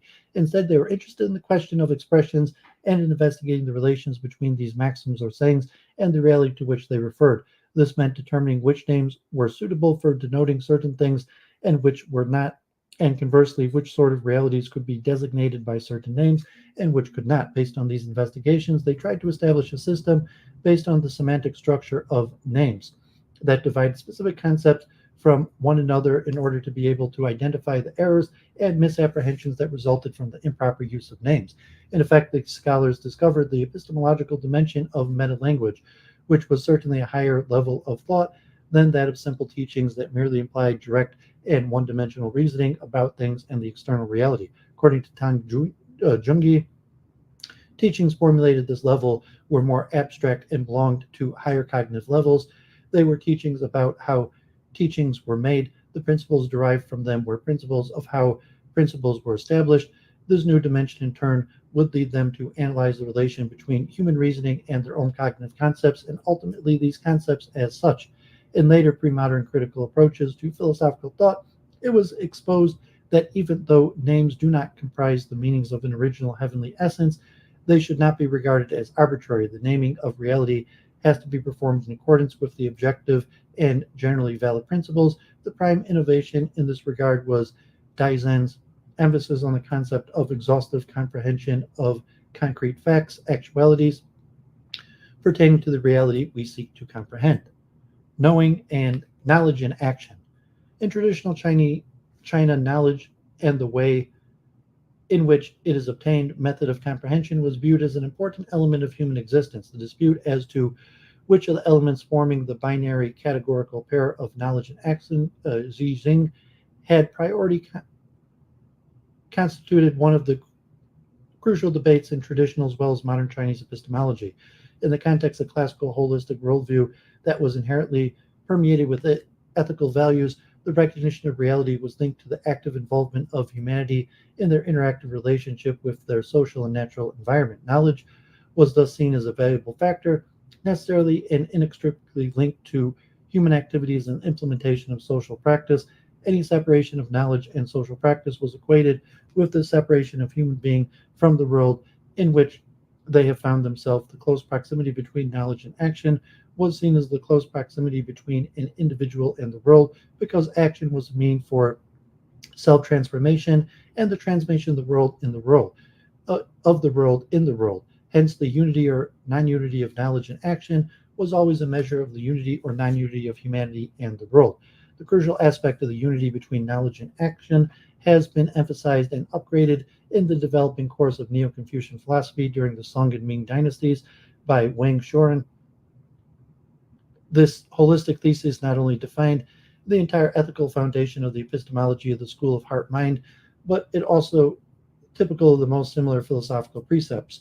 In the 17th century, the Academy of the Eastern Forest and the materialist philosopher Wang Fuxi advocated the priority of action, Xing, since this position was in opposition to the view of the orthodox Neo-Confucians, and since it represented a new predominantly materialistic opposition to the Neo-Confucian tradition, it set the stage for the ideological struggles which took place during the last Chinese dynasty. The contribution of scholars from the School of Practical Learning is especially valuable in the context of the further development of the binary category of knowledge and action. Due to their rediscovery of the orthodox classics and their unstinting emphasis on the significance of the practical applicability of ideas, they not only consistently place the archaic connection between knowledge and action at the center of epistemological thought, but also gave it more concrete emphasis as in the relationship between thought and political practice. This rediscovered and somehow remodeled traditional connection would subsequently influence the great majority of later Chinese theories of knowledge, which, while also underpinning one of the crucial approaches to the specifically Chinese understanding of Marxist philosophy. In his essay on praxis, even Mao Zedong explicitly argued for a similar epistemological and axiological primacy of praxis over theory. It should be pointed out, however, that in their social theories, Chinese Marxists ascribe to the idea of the inseparability and dialectic relation of both categories, which in the context of Chinese ideational tradition had always been viewed in terms of complementary bipolarity.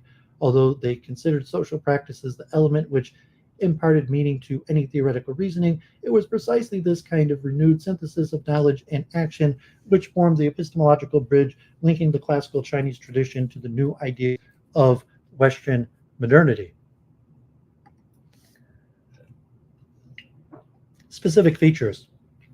Relational epistemology. The naturalistic epistemologies that prevailed in Western discourses were dealing with the external world or objective reality, which was to a great extent independent from the subject of comprehension. Chinese approaches to knowledge can be called relational epistemologies because they refer to relations. This applies not only to radical holistic epistemologies, which denied the notion of substance, but also to a number of contemporary theories which advocate a strict division between the subject and object of comprehension.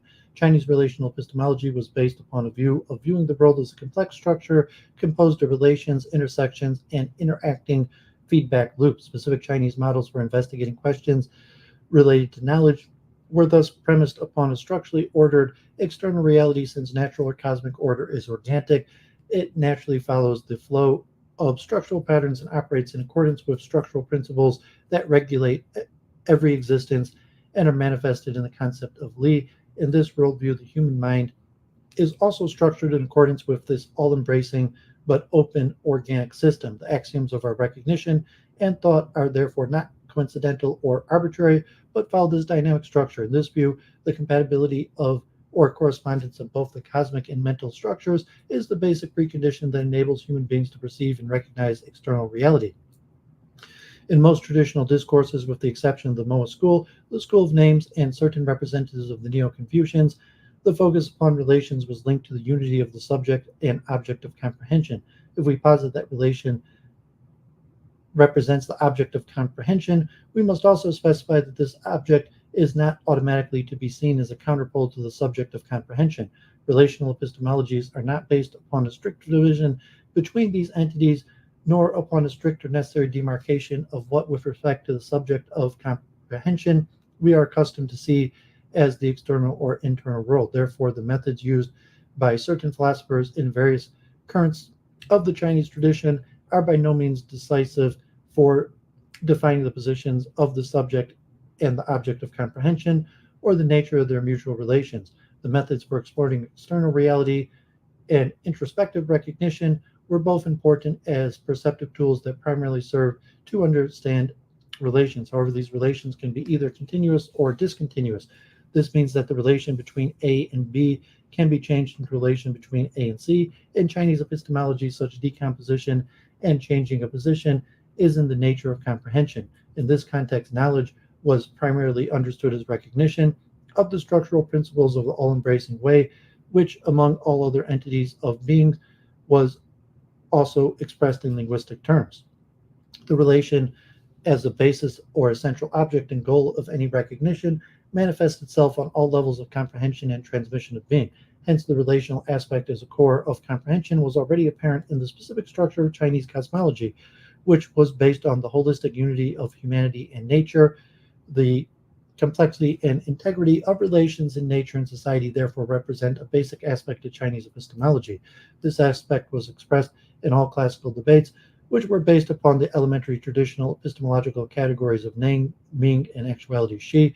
Relations are also formed the basic postulate of traditional thought, which defined the nature of the central epistemological relation between knowledge and action, primarily due to the impact of the Buddhist thought.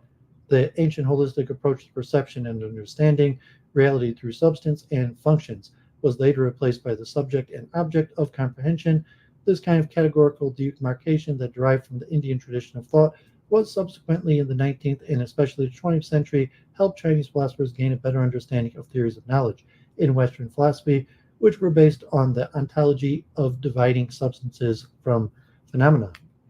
The axiology of comprehension. Well, in the most influential European theories, knowledge has mainly been gained through reasoning. Traditional Chinese thought understood this question in a much broader sense, namely as something which also or primarily stems from moral contents. Chinese epistemology also included teachings of wisdom and dealt with questions such as how is metaphysics or metaphysical wisdom possible, and how can an ideal personality be cultivated. Hence, Chinese epistemology focuses upon the internal relationship between good and truth, between virtue and reason. It needs morality to acquire knowledge and regards epistemology and axiology as overlapping. Thus, the traditional Chinese and especially traditional Confucian epistemology greatly emphasized the concept of moral cultivation. Confucius believed that all genuine knowledge and comprehension arises from humaneness, Ren, and thus morality should be valued to gain knowledge. Classical Chinese epistemological teachings of the cultivation and theories of values both dealt with criteria and methods that evaluate proper attitudes, ways of thinking, and feelings, in contrast with the view that the human mind is defined merely by its cognitive potential and could not thus not be autonomous. Mengsy introduced the concept of a moral self, which is incorporated in the original heart-mind, the heart-mind of goodness and morality. The presumption has been seen as utmost important, hence exposed by several modern contemporary Confucians. In his interpretation, Zhu Fengguan noted that the moral self, at least in terms of its basic characteristics, was already present in the early Zhao dynasty. When this moral consciousness is seated within a person, it will, according to the modern Confucian interpreter, naturally begin to direct his life and guide his desires through something he calls moral reason. In this context, Li Minghui exposes the importance of the Confucian humaneness Ren, which he mostly analyzes in the context of its embeddedness into the Mencian theory of inherent morality, which is comparable to Kant's a priorism. The spirit was focused on subjectivity, its bodily desire were incorporated into its moral responsibility, and they thus manifested themselves in rationality and autonomy. Modern interpretations also emphasize that Mencian line of thought has later been developed further and elaborated upon within the scope of Neo-Confucian philosophy, especially Wang Yangming's concept of innate moral knowledge. However, due to the specific economic and political factors that determine traditional Chinese culture, the traditional Chinese concept of moral self could not provide, or at least formulate, the possibilities of gaining objective knowledge not necessarily linked to morality, and exploring natural phenomena. For Mao Zedong, this was the key ideological factor that explained why traditional Chinese culture did not develop discourse of science and democracy. He therefore argued that the traditional Confucian moral self should temporarily negate itself in order to make it possible for these discourses to develop. A similar critique of classical Confucian moral epistemology was, although from a different perspective, fundamentally formulated already by his teacher, Zhang Shili, based on his central thesis dealing with the inseparability of substance and function. Zhang created an ethical system rooted in the classical Confucian paradigm of the nobleman, defined as someone who possesses the qualities of the inner sage and the outer ruler. The concept of the inner sage refers to the spiritual adjustment, while the concept of outer ruler has to do with the person's social and political activities, while the moral directive, which was expressed in the ancient phrase, was based on the classical Confucian political studies. Zhang criticized classical Confucianism, especially the Neo-Confucianism of the Song and Ming dynasties, precisely in this regard, accusing them that their epistemologies exaggeratedly emphasized the principle of inwardness and ignored social aspects of the binary category. Onto epistemology. In the Chinese holistic tradition, epistemology is inseparable from ontology, and in its view of the world, every object of cognition is also cognition itself. The manner of its existence is thus linked to our understanding of it. Because this connection goes both ways, their relation is not a relation of single-sided dependency and determination, but an interaction that includes mutual codependency. We cannot state that this is a solipsistic conceptualization of the world. The same can be said for the perception of the existing world, can also be said of its comprehension and interpretation. This cannot be separated from the wholesome, but changeable and totally individualized coexistence of objects and cognition. This is clearly manifested in the theoretical system of the so-called onto-hermeneutics, which was developed by Chongqing Cheng. In the work of the representatives belonging to the realist currents of the Neo-Confucian philosophy, as well as the later developments which took place during the 16th, 17th, and 18th century, especially in the formulation processes of new methodologies and the process of incorporating the Buddhist thought, this unity of reality and comprehension was modified through a gradual constitution of dualistic demarcation line, manifesting itself in the differentiation between the subject and the object of recognition. This demarcation line has been additionally strengthened by the subsequent influence of Western philosophy from the 19th century onward. The search for a synthesis between the classical Chinese paradigm of the entity unity of existence and its perception on one side, and the dualistic view according to which both realms are mutually separated on the other, led to the modern debates on the priority of ontology and epistemology. These debates culminated in several attempts to revive, modernize, and reestablish the classical Chinese view of structural, organic, and dynamic links between ontology and epistemology. Classical approaches. In the pre-Han era, The most influential epistemological debates were conditioned by the question as regards the relationship between language, thought, and reality. Hence, according to Chad Hansen, the classical Chinese discussion of language offers new insights and a distinctive perspective on the development of the central discourses within this field, language and comprehension. These debates were determined by the conflict between the classical Confucianism and Orthodox Moism, with the representative of the former advocating traditionalist positions, while the latter argued for a more utilitarian approaches, in contrast to the classical Confucian position, which had been formulated in the Discourse on Proper Names and follows the presumption that names imply the essence of realities. This utilitarian position derived from their awareness of the relativity of comprehension. Just as we can never know whether the things we perceive are identical to reality, we can also never be certain whether the meanings we express are actually understood in the same way as they were intended. The reaction to these traditionalistic and utilitarian positions within ancient Chinese epistemology expressed itself in two different epistemological viewpoints that can both be designated as uniformist. The foundations of the first approach were established by the Confucian Zunzi, while the central premises of the second were founded by his disciple and founder of the legalistic school, Han Fei. Zunzi did not advocate the positions of the pure traditionalism, and while he saw his epistemology as an elaboration of traditional Confucian teachings, it can, in qualitative terms, be considered as a new reaction to traditional approaches. In this respect, Zunzi can be placed among the precursors of the new epistemology, which advocated universalistic positions. However, Zunzi's own teachings were based on relativistic approaches because language depended on social conventions. He knew how difficult it was to choose criteria for selecting names. However, despite these views, he sharply condemned the Moist reformist, arguing that Confucian system of standardization was still the best possible way to ensure a well-regulated and harmonious society.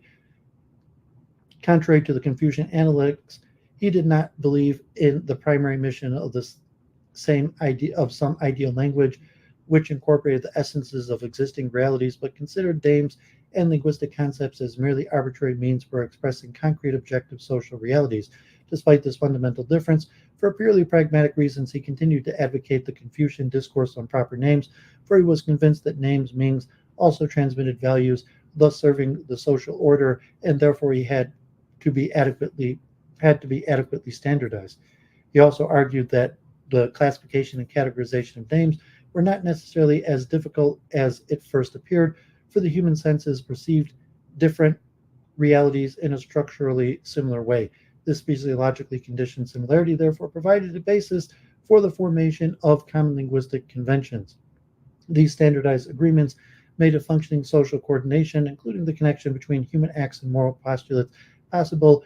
Names therefore had to be regulated in such a way that they could serve the elite as a formal tool for reasoning, restoring and preserving their political power. It was precisely these arguments which, in the works of his followers, would come to form the basis for the legalistic epistemology that shaped the doctrine of one of the most totalitarian governments in Chinese history. Zunzi's disciple Han Fei developed a philosophy that combined the basic concepts of the traditionalist and utilitarian approaches. His epistemology, which was based upon the concepts of authority we and advantage li, represented a unified system founded on the idea of political absolutism. Neglecting linguistic positivism. The second basic approach can be seen as deriving from the negation of the two positions we have just described, or their common features, and in fact denied the positivistic functions of language. This approach is also contained in two different epistemological currents. The first was pre-linguistic and had its main representative in Lao Tzu, while the second current, which found its most famous exponent in the Confucian Mengzi, argued that language was not necessarily innate. Their moral epistemology was equally based solely on introspection. However, while Lao Tzu represented a current that could be defined as pre-linguistic, and though the Taoist school differed from many of the basic premises of Mengzi's teaching, Lao Tzu's negation of language closely resembled that of Mengzi. While Lao Tzu suggests that the natural behavior generated by our natural constitution requires the abandonment of language, it is hardly coincidental that the declarative Confucian Mengzi never mentions the proper names discourse, which occupies such an important position in the Analects. They both accept the action or behavior generated by the natural human constitution.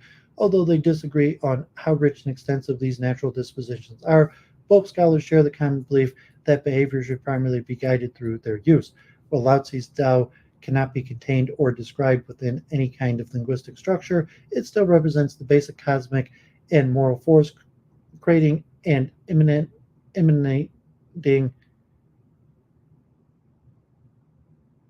immanently governing everything that exists.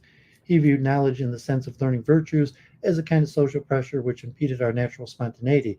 In Lao-Tzu's view, every linguistic concept is determined by time and space and can therefore represent only a partial, incomplete expression of reality, which he saw as integral, dynamic, and holistically structured. Consequently, in order to preserve the naturalness of our existence, we must withdraw from all conventions, including that of language itself.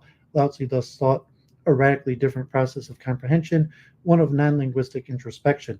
Manxi believed that the inborn qualities of human beings, Zing, are naturally disposed towards the good. If individuals are in touch with their true nature, their actions will inevitably tend towards the good, without needing to rely on linguistic maxims. In this sense, he formulated the first anti-linguistic version of Confucian epistemology. With this approach, he wanted both to refute one of the central tenets of Moa's theory, while also resolving or avoiding the central problem of Confucian epistemology, the assertion of moral principles into behavior patterns through linguistic interpretations. According to Chad Hansen, Manxi did not view language as being an innate system which contained the essence of proper social norms, and instead believed that all traditional Confucian conventions were wired into the human heart-mind. However, this view has been challenged by other sinologists who have pointed out that only four sprouts of essential moral qualities were innate to heart-mind, and that these had to be properly cultivated in order to enable human beings to comprehend the world and act in accordance with moral virtues. But given that proper names did not represent a system of moral recognition for Manxi, such cultivation was not based on a shared linguistic system or consensus. This position allowed him to formulate a series of well-grounded arguments against the challenges presented by the Moa school. Proto-analytic approaches. The next position, which decisively influenced the further development of epistemological debates, derived from certain analytical approaches based either upon isomorphic assumptions, as advocated by the representatives of the School of Names, especially by Gangzam Long, or upon linguistic relativism. The latter was elaborated by the followers of the so-called Neo-Mo school through a purely formal analytic method. However, the approach to the linguistic analysis of the two most important representatives of the School of Names, Gangzam Long and Hui Shi, sustained fundamentally divergent views regarding the relationship between names and actualities, with Gangzam Long arguing that the ideal construct of an accomplished language was still of crucial importance, and that language and social reality were inseparably linked and semantically overlapping. His arguments were founded upon the Confucian premise that the ideal application of language was based upon a complete mutual congruency of the name and the object to which it referred. Despite his idealistic stance, he believed language was not only a consecrated structure which embraces the essence of all existence, but that the crucial function of language remained that of denominating actualities. This is the hypothesis which underpins his main arguments on the topic, entitled The Dispute of Names and Actualities. Hui Shi instead believed names provided a basis for categorizing reality, a position which placed him in direct opposition to most approaches. His constant relativism was also a response to Neo-Mo's realism, which was founded upon formal distinctions as a necessary precondition for comprehension. As his 11th paradox indicates, the Neo-Mo's obsession with definitions of particular terms or names was likewise redundant. In any case, this analytic epistemological current of the ancient Chinese tradition, which was rediscovered only in the latter half of the 20th century, helped dispel a number of prejudices concerning the methodological uniformity of classical Chinese thought. Certain similar realist currents within the ancient Chinese discourses formulated additional epistemological questions related to binary oppositions of identity and difference, and or to consistency and quality of the objects of comprehension. Gangzam Long's argument was founded upon Confucius' premise that the ideal application of language was based upon a complete mutual congruency of the name and the object to which it referred. Despite his idealistic stance, he believed language was not only a consecrated structure which embraced the essence of all existence, but that the crucial function of language remained that of denominating actualities. This is the hypothesis which underpins his main arguments on the topic, entitled The Dispute on Names and Actualities. With respect to the concrete situation to which language has been applied, each single thing could have only one single meaning. Of course, this projection is in contrast with the usual application of language, for people tend to use different names for the same objects. In everyday language, the meaning of words usually overlap. Gonthem long attempted to eliminate this semantic overlapping, or at least to reduce it to a level on which language could still be overseen and controlled. The famous white horse is not horse debate was an attempt to deal with these concerns. For the neo-Maoist philosophers, however, the semantic overlapping of different terms was a natural quality of human language, and consequently they saw no need to eliminate it. They were far more interested in the question of language as a means for categorizing society. However, given that the variegated complexities of language could not be modeled into a reliable regulatory structure within the linguistic conventions, they acknowledged the de facto unreliability of language, concluding that a general valid standardization of language was impossible. In their view, the formal indefinableness of language was indefinableness of language was to a degree a part of intrinsic structure. Instead of the endless search for definitions of the semantic extensions of the term, the neo-Moists preferred to deal with questions that address causal connections. However, their approach to these questions differed greatly from that of formal logic in many respects. They were disinterested in the attempts to construct an ideal language as expressed in the discourses on name. Instead, they focused on linguistic analysis, which led them to conclusions that were diametrically opposed to Gonthem Long's ideas and the early Confucian views on the relation between names and actualities. More specifically, their analysis led them to conclude that the connection between certain individual names, which were simply understood as arbitrary entities of language, were multi-layered and incoherent, while some compound terms could embrace semantic scopes that extended beyond all the partial meanings of the individual meanings, the linguistic entities of which they were compounded. In other instances, the exact opposite was true. However, in fragments of their analysis which have survived, do not contain any substantial discovery that goes beyond the recognition of acknowledgement of the inconsistent nature of linguistic structures. Thus, in contrast to Gonthem Long, their investigations were not aimed at establishing a universal linguistic system that could unify divergent models of language application. A fundamental premise of their work was that the formal shapes of naming could not embrace the complex integrity of existence as reflected in actualities language could never attain, let alone go beyond actual existence. Consequently, the objective features of reality automatically determined and limited the structure of language and thus our application of linguistic constructs and expressions. However, this does not mean that language was exclusively a product of arbitrary social conventions. Despite its fundamental importance, the only neo-Moist attempt to establish a formal linguistic basis for this notion can be found in their analysis of the classical distinction between identity and difference. The issue here is the problem of the essential relativity of the distinction with respect to various contexts. For the difference between the two antipodes is by no means more constant than, for example, the difference between the notions of largeness and smallness or length and shortness. From a realist viewpoint, this can appear as paradoxical, and this paradox was formulated and analyzed by Hu Shi, a nominalist philosopher who was the closest to Taoist discourses.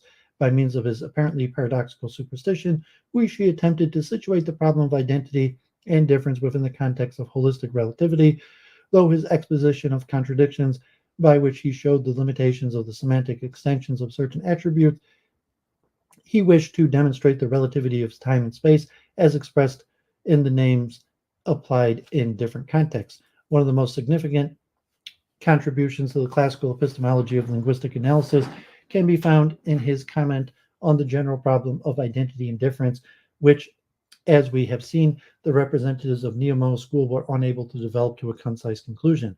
He claimed that any two things were always different in something, no matter how equivalent they were in all other respects. Otherwise, they could not represent two separate entities. Yet even two things that seemed to be completely different were likewise identical in at least one quality, since they were both parts of a unified structure. Otherwise, it would not be possible to express or even think of them in the framework of language.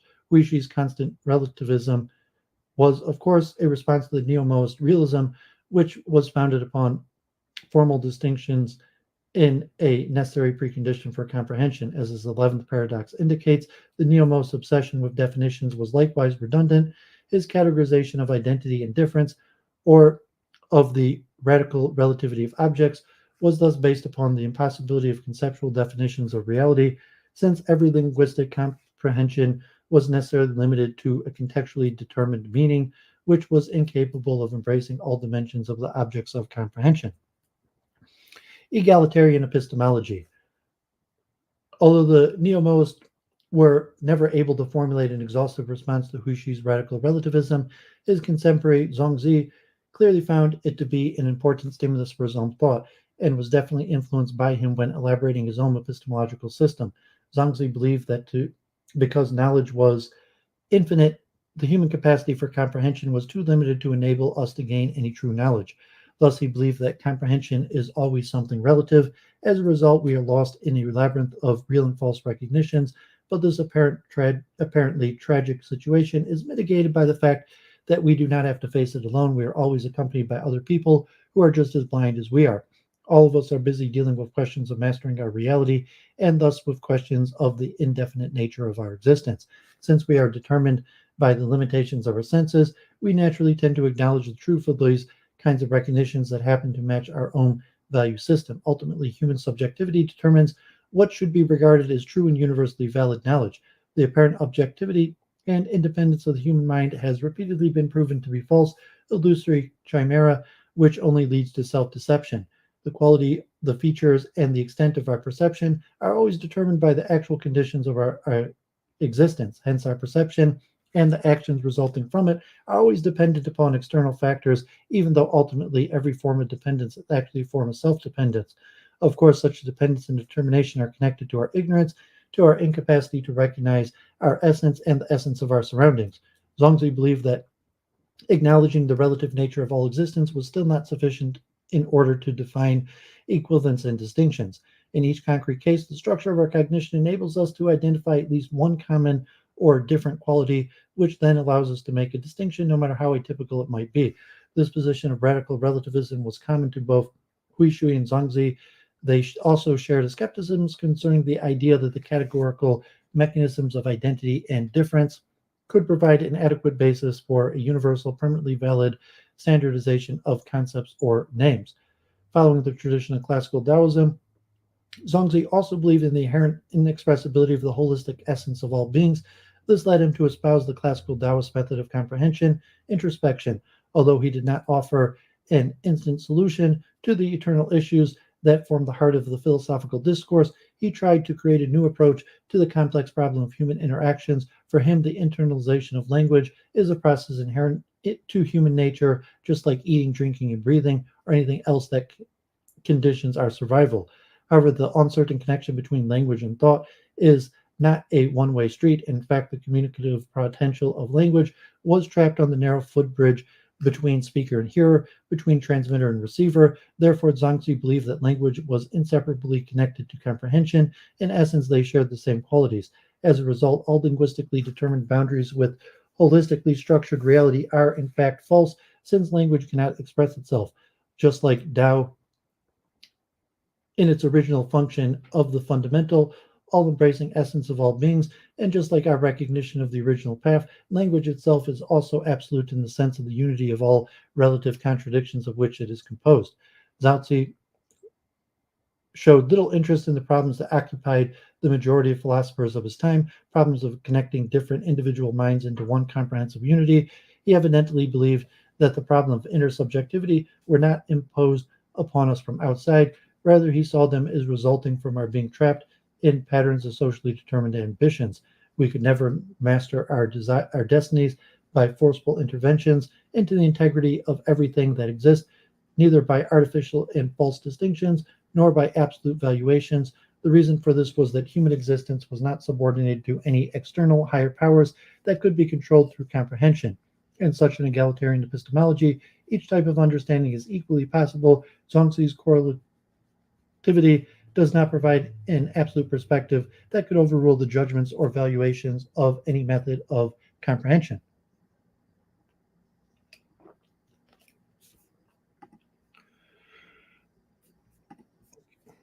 Okay, Buddhist influences on the Neo-Confucian epistemology. General overview. Epistemology was the leading field of progress in the Songming Neo-Confucian. Its systematic discussion began after Buddhist philosophy reached its high point in China. The Buddhist distinction between the subjective perception, Neng, and the objects of comprehension within external reality so influenced already the earliest precursors of the intellectual stream, such as, for instance, Shaoyang. However, in this context, the most influential stream of thought was Chan Buddhism, in contrast to other schools of Chinese Buddhism, for example, the School of Pure Consciousness and the Tianqi and the Huan schools. Chan discarded traditional Indian methods of realizing the Buddha nature and proposed a teaching of enlightenment in accordance with Chinese philosophical sensibility. Its adherents, especially its last patriarch, Hui Neng, exposed the possibility of enlightening humans without the use of words. The central topic of interest within the context shifted from trying to understand what the world was to understanding the world and Buddha's wisdom. Since the latter issue falls within the scope of understanding a certain kind of knowledge, this discourse represents an innovative shift from metaphysics to epistemology. In the shift of philosophical paradigms, Chan Buddhists infused the relationship between heart, mind, and things events with a distinct sensibility that derived from classical Chinese discourses, the continuity of heart, mind, and things events. In this way, the Chan teaching synthesized earlier Buddhist and classical Chinese epistemology, which provided a starting point for the Neo-Confucian epistemology. According to Wen Haimeng, the general-minded development in solipsistic epistemology could be drawn as follows: the epistemology of Chan Buddhism and Li Ao's study of recovering human nature, providing the foundations for Neo-Confucian epistemology. Zhao Dunyi's concept of creativity and his epistemological structure linking the great ultimate with the great ultimate of humans, as well as Shaoyang's teaching of observed things comprehensively raised the basic questions of this new discourse. Zhengzi's paradigm of expanding one's heart-mind to be continuous with things, and Cheng Hao's elaborations of stilling the nature served as the basic framework and major discourses for Neo-Confucian epistemology. Cheng Yi's study of heavenly patterns and Zhu Ji's exploration of things reached their first peak in this new epistemology of the Song and Ming periods. After them, another peak was reached in Louis Jun's and Wang Zhongmin's agreement that nothing is outside one's mind. The final stage was Neo-Confucian breakthroughs in the epistemology field can be found in Wang Ji's concept of intentional propensity and Louis Zhongzhao's teaching on intention as the root of heart-mind. Subjective and objective knowledge. This distinction, which was most often expressed in later 17th century epistemology with the binary category of the subject and the object of comprehension, also definitely reveals the influence of Buddhist thought upon the entire Neo-Confucian philosophy. In Chinese Buddhist terminology, the term Neng has namely also been used to express the ability to perceive phenomenon. The compound Neng Bi, for instance, was placed in opposition to the term Salbi, whereas the first one was understood as that which differentiates, and the latter was that which is differentiated. The two terms together, Neng Soi, refer to an active and passive ideas. Neng indicates the ability to transform and Sao the object that was transformed. However, the earliest Neo-Confucian philosophers, such as Shaoyang, developed similar epistemological distinctions in order to differentiate between subject and object, thing of comprehension, gradually leading to a direct definition of subjective and objective knowledge. In his fictional dialogue between the woodcutter and his friend, the fisherman, Shaoyang elaborated the traditional distinctions between identity and difference into the fundamental epistemological division between subjective and objective comprehension. This development took place in a discourse on the nature of comprehension and the relation between ourselves and the things we perceive. In the philosophy of the main exponent of the Neo-Confucian system of thought, Zhuji, these categories were developed so as to become crucial criteria for the proper method of comprehension. Similar to Shaoyang, he also argued for an objective epistemological method and tried to avoid subjective projections upon the object of comprehension. In this way, he tried to define the separation between the subject and the object of comprehension. A few centuries later, Wang Fuxi elaborated these two basic categories from a realistic viewpoint, denied the classical concepts of non-existence, and emphasized the objective reality that exists independently of human perception. Following the Buddhist terminology, Wang denoted them as a comprehensive potential and its material basis. In the context of Buddhist teachings, both the term Zhao, which referred to the external reality, and the object of comprehension in the term language referred to subjective perception, and the subject of comprehension were essentially empty illusory, whereas Wang includes them in his materially determined world of comprehension and defines the relation as analogous to the relation between functions of applicability and physical substance or essence, Yang and T, which with the latter as the primary and determinant factor. The structural principles as the leading principle of comprehension. Following the Chinese Middle Ages, the main Neo-Confucian ontological concept of structure, pattern, or principle, as opposed to vital creativity, gradually evolved into a new crucial epistemological notion. In the context of Neo-Confucian philosophy, things can generally be recognized or understood through their basic structural principles, just as Tao in classical Taoist cosmogony represents the all-embracing fundamental law, which manifests itself simultaneously within every single entity of being. The Neo-Confucian Li expresses itself on both the level of cosmic unity as well as on the level of concrete manifestation. The nature of Li is thus both holistic and binary, transcendent and immanent. According to the new aspect of being, knowledge can only be achieved by following these principles of the external world. Although Tao, as the elementary metaphysical force, is abstract and therefore cannot be apprehended directly, it can in Neo-Confucian thought be recognized through both intuition and reason. The epistemological role of the concept Li becomes even more salient, for Li was developed not only as the structural principle that defines the concrete state of being of everything that exists, but also as the leading structural principle of human reason. After distinguishing between subjective and objective knowledge, Xiaoyang warns against subjectivity, which is a consequence of our inability to recognize or understand structural principles underlying reality, making him one of the first philosophers to apply the term Li in the Neo-Confucian sense. In this relatively new context, he often applied the terms Wu Li, literally structural patterns or principles of things, which would in modern Chinese serve as the translation of the Western word physics in the sense of physical science. Given his approach, it comes as no surprise to find him stressing the distinction between true recognition and false mysticism. Sui Zi also advocated comprehension in accordance with the principle of Li. Like Xiaoyang, he was convinced that Li was not only the structural principle that governs the existence of all external things, but also a necessary and inseparable part of the human heart-mind. However, Tsuyi's view, the spiritual functions of Li did not refer only to human reason, but also represented the human ability to perceive and comprehend the external world, following the priority of moral principles within Confucian and Neo-Confucian epistemologies as the central and universal principles. Zhuji and Li also naturally incorporated ethical components. Ultimate knowledge and the exploration of things versus secluded meditation. These new concepts led to the polarization of epistemology, which also manifested itself in the methods of comprehension. Neo-Confucian philosophy presented two epistemological currents, which were named realistic and idealistic, or intuitionistic by Western sinology.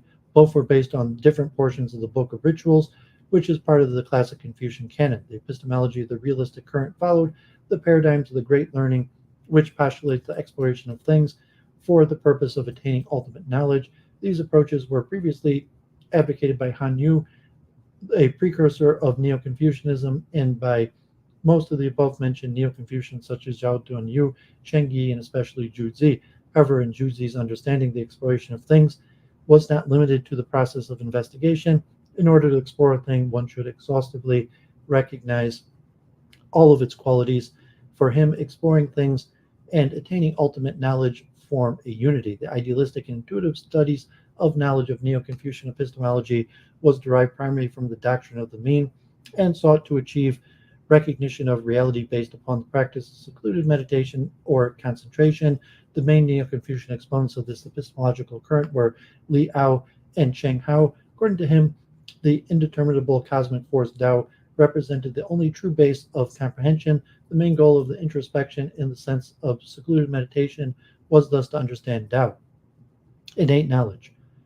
During the Ming Dynasty, the epistemological split in Neo-Confucian philosophy manifested itself in the establishment of two divergent streams of thought, represented by the realist current of the school of structural principle on one side and the idealistic school of the heart-mind on the other. Wang Gangming, the most influential representative of the latter, provided a crucial node in the inextricable link between Chinese epistemology and ethics, something that is especially evident in the main concepts of his epistemological system, the ideas of heart-mind, the unity of knowledge and action, and innate knowledge. The latter notion represents an original natural truth in the sense of the basic recognition of the most profound structural existence. Innate knowledge is inborn and thus necessarily implied in every person, forming an inseparable part of the human heart-mind. In the same way as the heart-mind, of which it is part, innate knowledge also contains the basic structure of natural principles. The basic epistemological concept also forms the foundation of Wang's ethic in the sense of moral recognition on the distinction between good and evil. Thus, innate knowledge represents the basic criterion for the recognition and evaluation of individual comprehension, as well as social interaction. Since Neo-Confucian ideology is based on the Mencian interpretation of ancient Confucianism, this unity of innate knowledge and moral goodness is quite unsurprising. Therefore, Wang pointed out that Mengzi, in contrast to Zunzi, stressed the goodness of human nature. However, innate knowledge is not merely a passive substance of ethical comprehension. Through the process of successful introspection, it can also automatically lead to proper and thus morally good action and can therefore provide a criterion for our behavior. Here, Wang, obviously influenced by Chan Buddhism, tried to expand upon Mengzi's teaching, stressing that the notions of good and evil are not absolute concepts, since all that exists is regulated in accordance with the all-embracing and all-encompassing structure of the natural order of cosmic reason, and thus with the system of structural, absolutely valid principles of nature. According to Wang Yangming, good and evil cannot be separated from human intention. Hence, human action can only be evaluated in the context of specific concrete situation. The impulse which tells us what is right and wrong in a particular situation is once again the concept of innate knowledge. As we have seen, the binary category of knowledge and action and the question of the relationship between these two concepts represent one of the fundamental problems of Chinese epistemology. Hence, innate knowledge, the inborn capacity in which the boundary between knowledge and action apparently disappear, was of utmost importance. Later conceptual developments in the modern Chinese epistemology. Pre-modern methodologies. At the threshold of the 18th century, Chinese epistemologists sought to establish new analytical and critical methodologies for exploring things. Similar tendencies could be observed in the Wang Fuqi's and Gu Yanyu's notion of evidence. Gradually, they acquired greater importance within the framework of new practice-oriented approaches. Wang and Gu profoundly influenced the epistemology of the School of Practical Learning, which consisted of two main currents. The most important representatives of the first, Yan Yuan and Li Guan, followed by essential approaches of Huang Zhangzi and Wang Fuqi, while the chief proponent of the second, the philosopher Dai Zhen, founded his epistemological system upon Gu Yanyu methodology. Their emphasis on the practical, physical aspects of knowledge and the significance of sensation led them to rehabilitate human feelings, inclinations, and desires as driving force that motivated human beings to seek knowledge. By doing so, they ultimately prepared the terrain for the later Chinese understandings of the European notion of the individual as the subject of comprehension. Dai Zhen is widely considered to be the first Chinese philosopher to have described the relationship between the subject and object of comprehension by defining the subject's potential for comprehension as a tool which can be compared to light that makes objects visible. Zhentrao essentially indicates his elaboration of the notions of the potential for comprehension, elucidation, exposure, and illumination. Zia stresses that Dai's reflective method, by which reality is perceived through its reflection in the human mind, pertains to basic theories of materialistic epistemology, given that the objective reality, which is external to the subject of comprehension, is seen as a necessary precondition of reflection.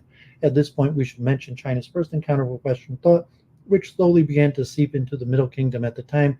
During the 18th century, the Jesuit influence on Chinese academic world grew steadily. Hence, Tan Zitong believed that the central Confucian virtue of humaneness, Ren, is not merely an ethical, but also an epistemological term that determines the social function of the basic stuff of which everything is composed, namely of ether, which makes it possible for people to experience circulation, one of the principal components in the process of comprehension. In accordance with this mechanistic understanding of a concrete reality, circulation provides both the inner and external conditions of perceiving, comprehending, and transmitting reality. In terms of inwardness, circulation makes the harmonic, coordinated operation of the senses, brain, and nervous system possible. Tan Zitong was one of the first Chinese scholars who accepted the Western notion that mind and consciousness arise from the brain and not from the heart, as was widely believed in traditional China. Synthesis of methods and disciplines. The majority of the 20th century Chinese epistemologists advocated the conceptual divisions between the subjectivity and objectivity of comprehension, while analytical and or Marxist scholars such as Jin Yulin gave absolute priority to the rational method. Most modern Confucians, principally Zhong Shili and Mao Zedong, applied the intuitive one. He then drew attention to the traditional complementary comprehension of reason and intuition. In this context, the two methods are not only inseparably connected to each other, but are also connected to the method of reasoning itself, which is based upon distinctions. In his view, philosophers who apply the method of intuition simultaneously apply methods of formal logic and dual differentiations. Others who apply the rational method also use the intuitive method as well as dual distinctions. All three methods, the formal analysis and inferences, as well as the methods of dual distinctions and intuition, are necessarily compounds for any philosophical activity. The epistemological discourses of the 20th century current of the so-called modern or new Confucianism were rooted in the specific features of the traditional Chinese epistemological thought and defined by a search for fruitful amalgamation with contemporary Western theories of knowledge. In this field, they were most interested in the relation between reason and intuition. For the latter concept belongs to their principal tradition epistemological notions, and the former to the concepts that are crucial for the establishment of modernization theories. The Western notion of intuition came to China in close connection with many connotations arising from Henry Bergson's vitalism, was translated by the neologism Zizhui. An important notion in modern Confucian epistemologies is the advanced concept in the traditional moral self, which in the new global philosophies was intended to assume the function of a truly autonomous cognitive subject, while the subject acts and perceives the world as an individual, necessarily forming a part of a social community. It is also ennobled by an infinite heart-mind, which enables it to be aware of its unity with the universe. This new moral, infinite, limitless subject represents an elaboration of the traditional Confucian concept of the moral self, and thus may also be the active personality that can sustain the idea of modernization. The Confucian framework, this self is autonomous precisely due to its rational and structural connection with all aspects of its natural and social environment. Further, because this connection is also dynamic and organic, is capable of infinite forms of communication and cooperation. For a Chinese model of modernity, for a modernity permeated with humanistic or mutuality, these forms of communication and cooperation are much more important than formal laws of economy and official politics. Modern Confucian epistemological notions, Mao Zedong's intellectual intuitism, Tang Zhongji's concept of sensual compatibility, Zhong Shuli and Lang Shuming's sinization of reason and intuition, all represent the various modern Confucian responses to the global question of the contemporary epistemology. These questions are linked to the dilemmas of the modern subject who is trapped within the complex technologies of the profit-seeking world and has thus forgotten the ethical dimensions that define their humanity. Within the framework of the structurally ordered system of thought, Zheng Dangzheng decidedly rejected the modern Confucian paradigm expressed in the glorification of the intuition as the most objective mystical method for innate knowledge. Zheng believed that reason was the only reliable and unequivocal method of comprehension because it led to knowledge that was not only logically consistent but also applicable. There was no need to search for any other more reliable method. However, the rational method was not one-dimensional and undiversified, for it not only functioned in accordance with a pure formal structure, but also with the aid of the so-called intuitive insight, which represented an inseparable and complementary part of intuitive methods. Thus, by proceeding from ratiocentrism, Zheng Dangzheng finally managed to overcome the boundary between reason and intuition. However, according to him, the thing we are directly confronted with is neither reason nor intuition, but knowledge itself. Knowledge is a result of reason, but implies intuition on an unconscious level. Intuition is not mysterious. It merely represents a process of applying a philosophical method of counter-investigation by which we peel away from the image of knowledge that ultimate, most intimate thing, and this thing is the pure, completely unregulated that. The Taiwanese modern Confucian philosopher Mao Zedong tried to define the position of reason within traditional Chinese thought by comparing Western and Chinese cultural, arguing that they were based on different representational forms of human reason. He called the Chinese form functional or intensive, and the Western constructive or extensive. This distinction could be compared to the Kantian difference between practical and theoretical reason. The reason which appears in the functional representation is a practical one. It is not abstract but concrete, connected to actual life. This reason can thus be equated with morality within the personality. However, Mao endows functional reason with intellectual intuition, which is in contrast to Kant's epistemology potential implied not only in divine consciousness but also in the human heart mind. In his treatise on Kant's philosophy, Yin Yulin established a clear and insuperable demarcation between synthetic and analytic propositions. If a certain proposition is synthetic, it cannot be at the same time necessary or a priori, and if it is necessary or a priori, it cannot be synthetic. The difference is clearly of great importance for the elementary framework of Jin's theory of knowledge. Modern Confucian epistemology criticized a similar division since ethics and their pragmatic social implications were still at the heart of their theoretical efforts. Feng Yulin also encountered many difficulties related to analytic and universal synthetic propositions. On one hand, he did not wish to abandon the universality of the metaphysical statements because in this way he could express the ideal of every single thing, but on the other hand, he tried to respond to the attacks against synthetic propositions carried out by the Viennese Circle. Zhang Daozong maintained that a pure form of either propositions did not exist in reality.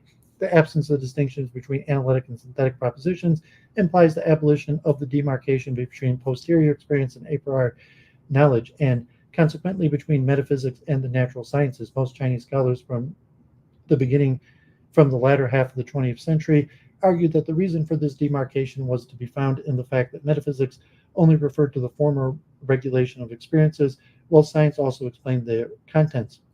However, some recent Chinese epistemological theories likewise reject the reasoning behind such demarcations and criticize the existence of methods of the discourses based upon them. For them, both science and metaphysics explain experience. In addition, both represent a formal kind of explanation. Hence, Zheng Dangsung transcended the boundary between science and metaphysics, while Feng was convinced that it was inseparable. In Zhang Dangsung's view, the only difference between metaphysics and science lay in the fact that science applied the postulate of relations, while metaphysics applied the postulates of being and existence. This all-embracing, specifically Chinese tendency towards transcending abstract demarcations ultimately also manifested itself on the level of heuristics with respect to the question of the nature of creating theories. In the context of the neo-holistic research, which was in the field of epistemology founded by Zhang Dongzong and further elaborated primarily by the Zheng Yuan, the demarcation between the concepts of discovery and invention was also considered to be artificial. The assumption was developed as a negation of Jin Yuan's paradigm, which stated that theories could not be created or invented, but only discovered. Zhang Dongzong denied this affirmation, declaring that there was no qualitative difference between these two concepts or method, given that science was not a reflection, but an explanation or interpretation of the world. He argued that scientific discourses were a method of selection, that is, they selected and isolated specific entities in originally chaotic reality of nature, defining them as facts, even though they only represented a kind of abstract reality. By discovering facts in this way, science simultaneously created them. Thus, the existence of facts so coexisted with the results of science. Although facts as such were not separated from nature, they could not be a part of pure nature either. For in Zheng's view, pure forms that would be separated from our awareness, perception, and apprehension did not exist. However, since Zheng Dongzong cannot be considered a solipsist, for whom mind or consciousness is the sole creator of reality, there had to be something apart from humans or living beings, despite the non-existence of substance. Of course, this something was at least potentially all-connecting and all-embracing structure, which was neither material nor ideal in its essence. In fact, this structure represented a concretization of manifold relations. It was precisely here that the contemporary Chinese theories of knowledge once again revealed their traditional connotation. Okay, so I got to wrap up. I still haven't eaten, and basically no one's watching, but glad to get through this research. We will continue. I think this will prove important in the future in the metaphysics lecture. Just kind of put out there a whole system, because like modern Western metaphysics falls into schools, and you to have some sort of thinking of understanding something through its opposite, and understand these modern Western takes on metaphysics in comparison to Eastern metaphysics, Chinese and Indian, And so we'll return to these topics on Sunday. We'll have Week in Review, and we'll be looking more at talent and expertise and the multifactorial approach to talent, including genetic ability.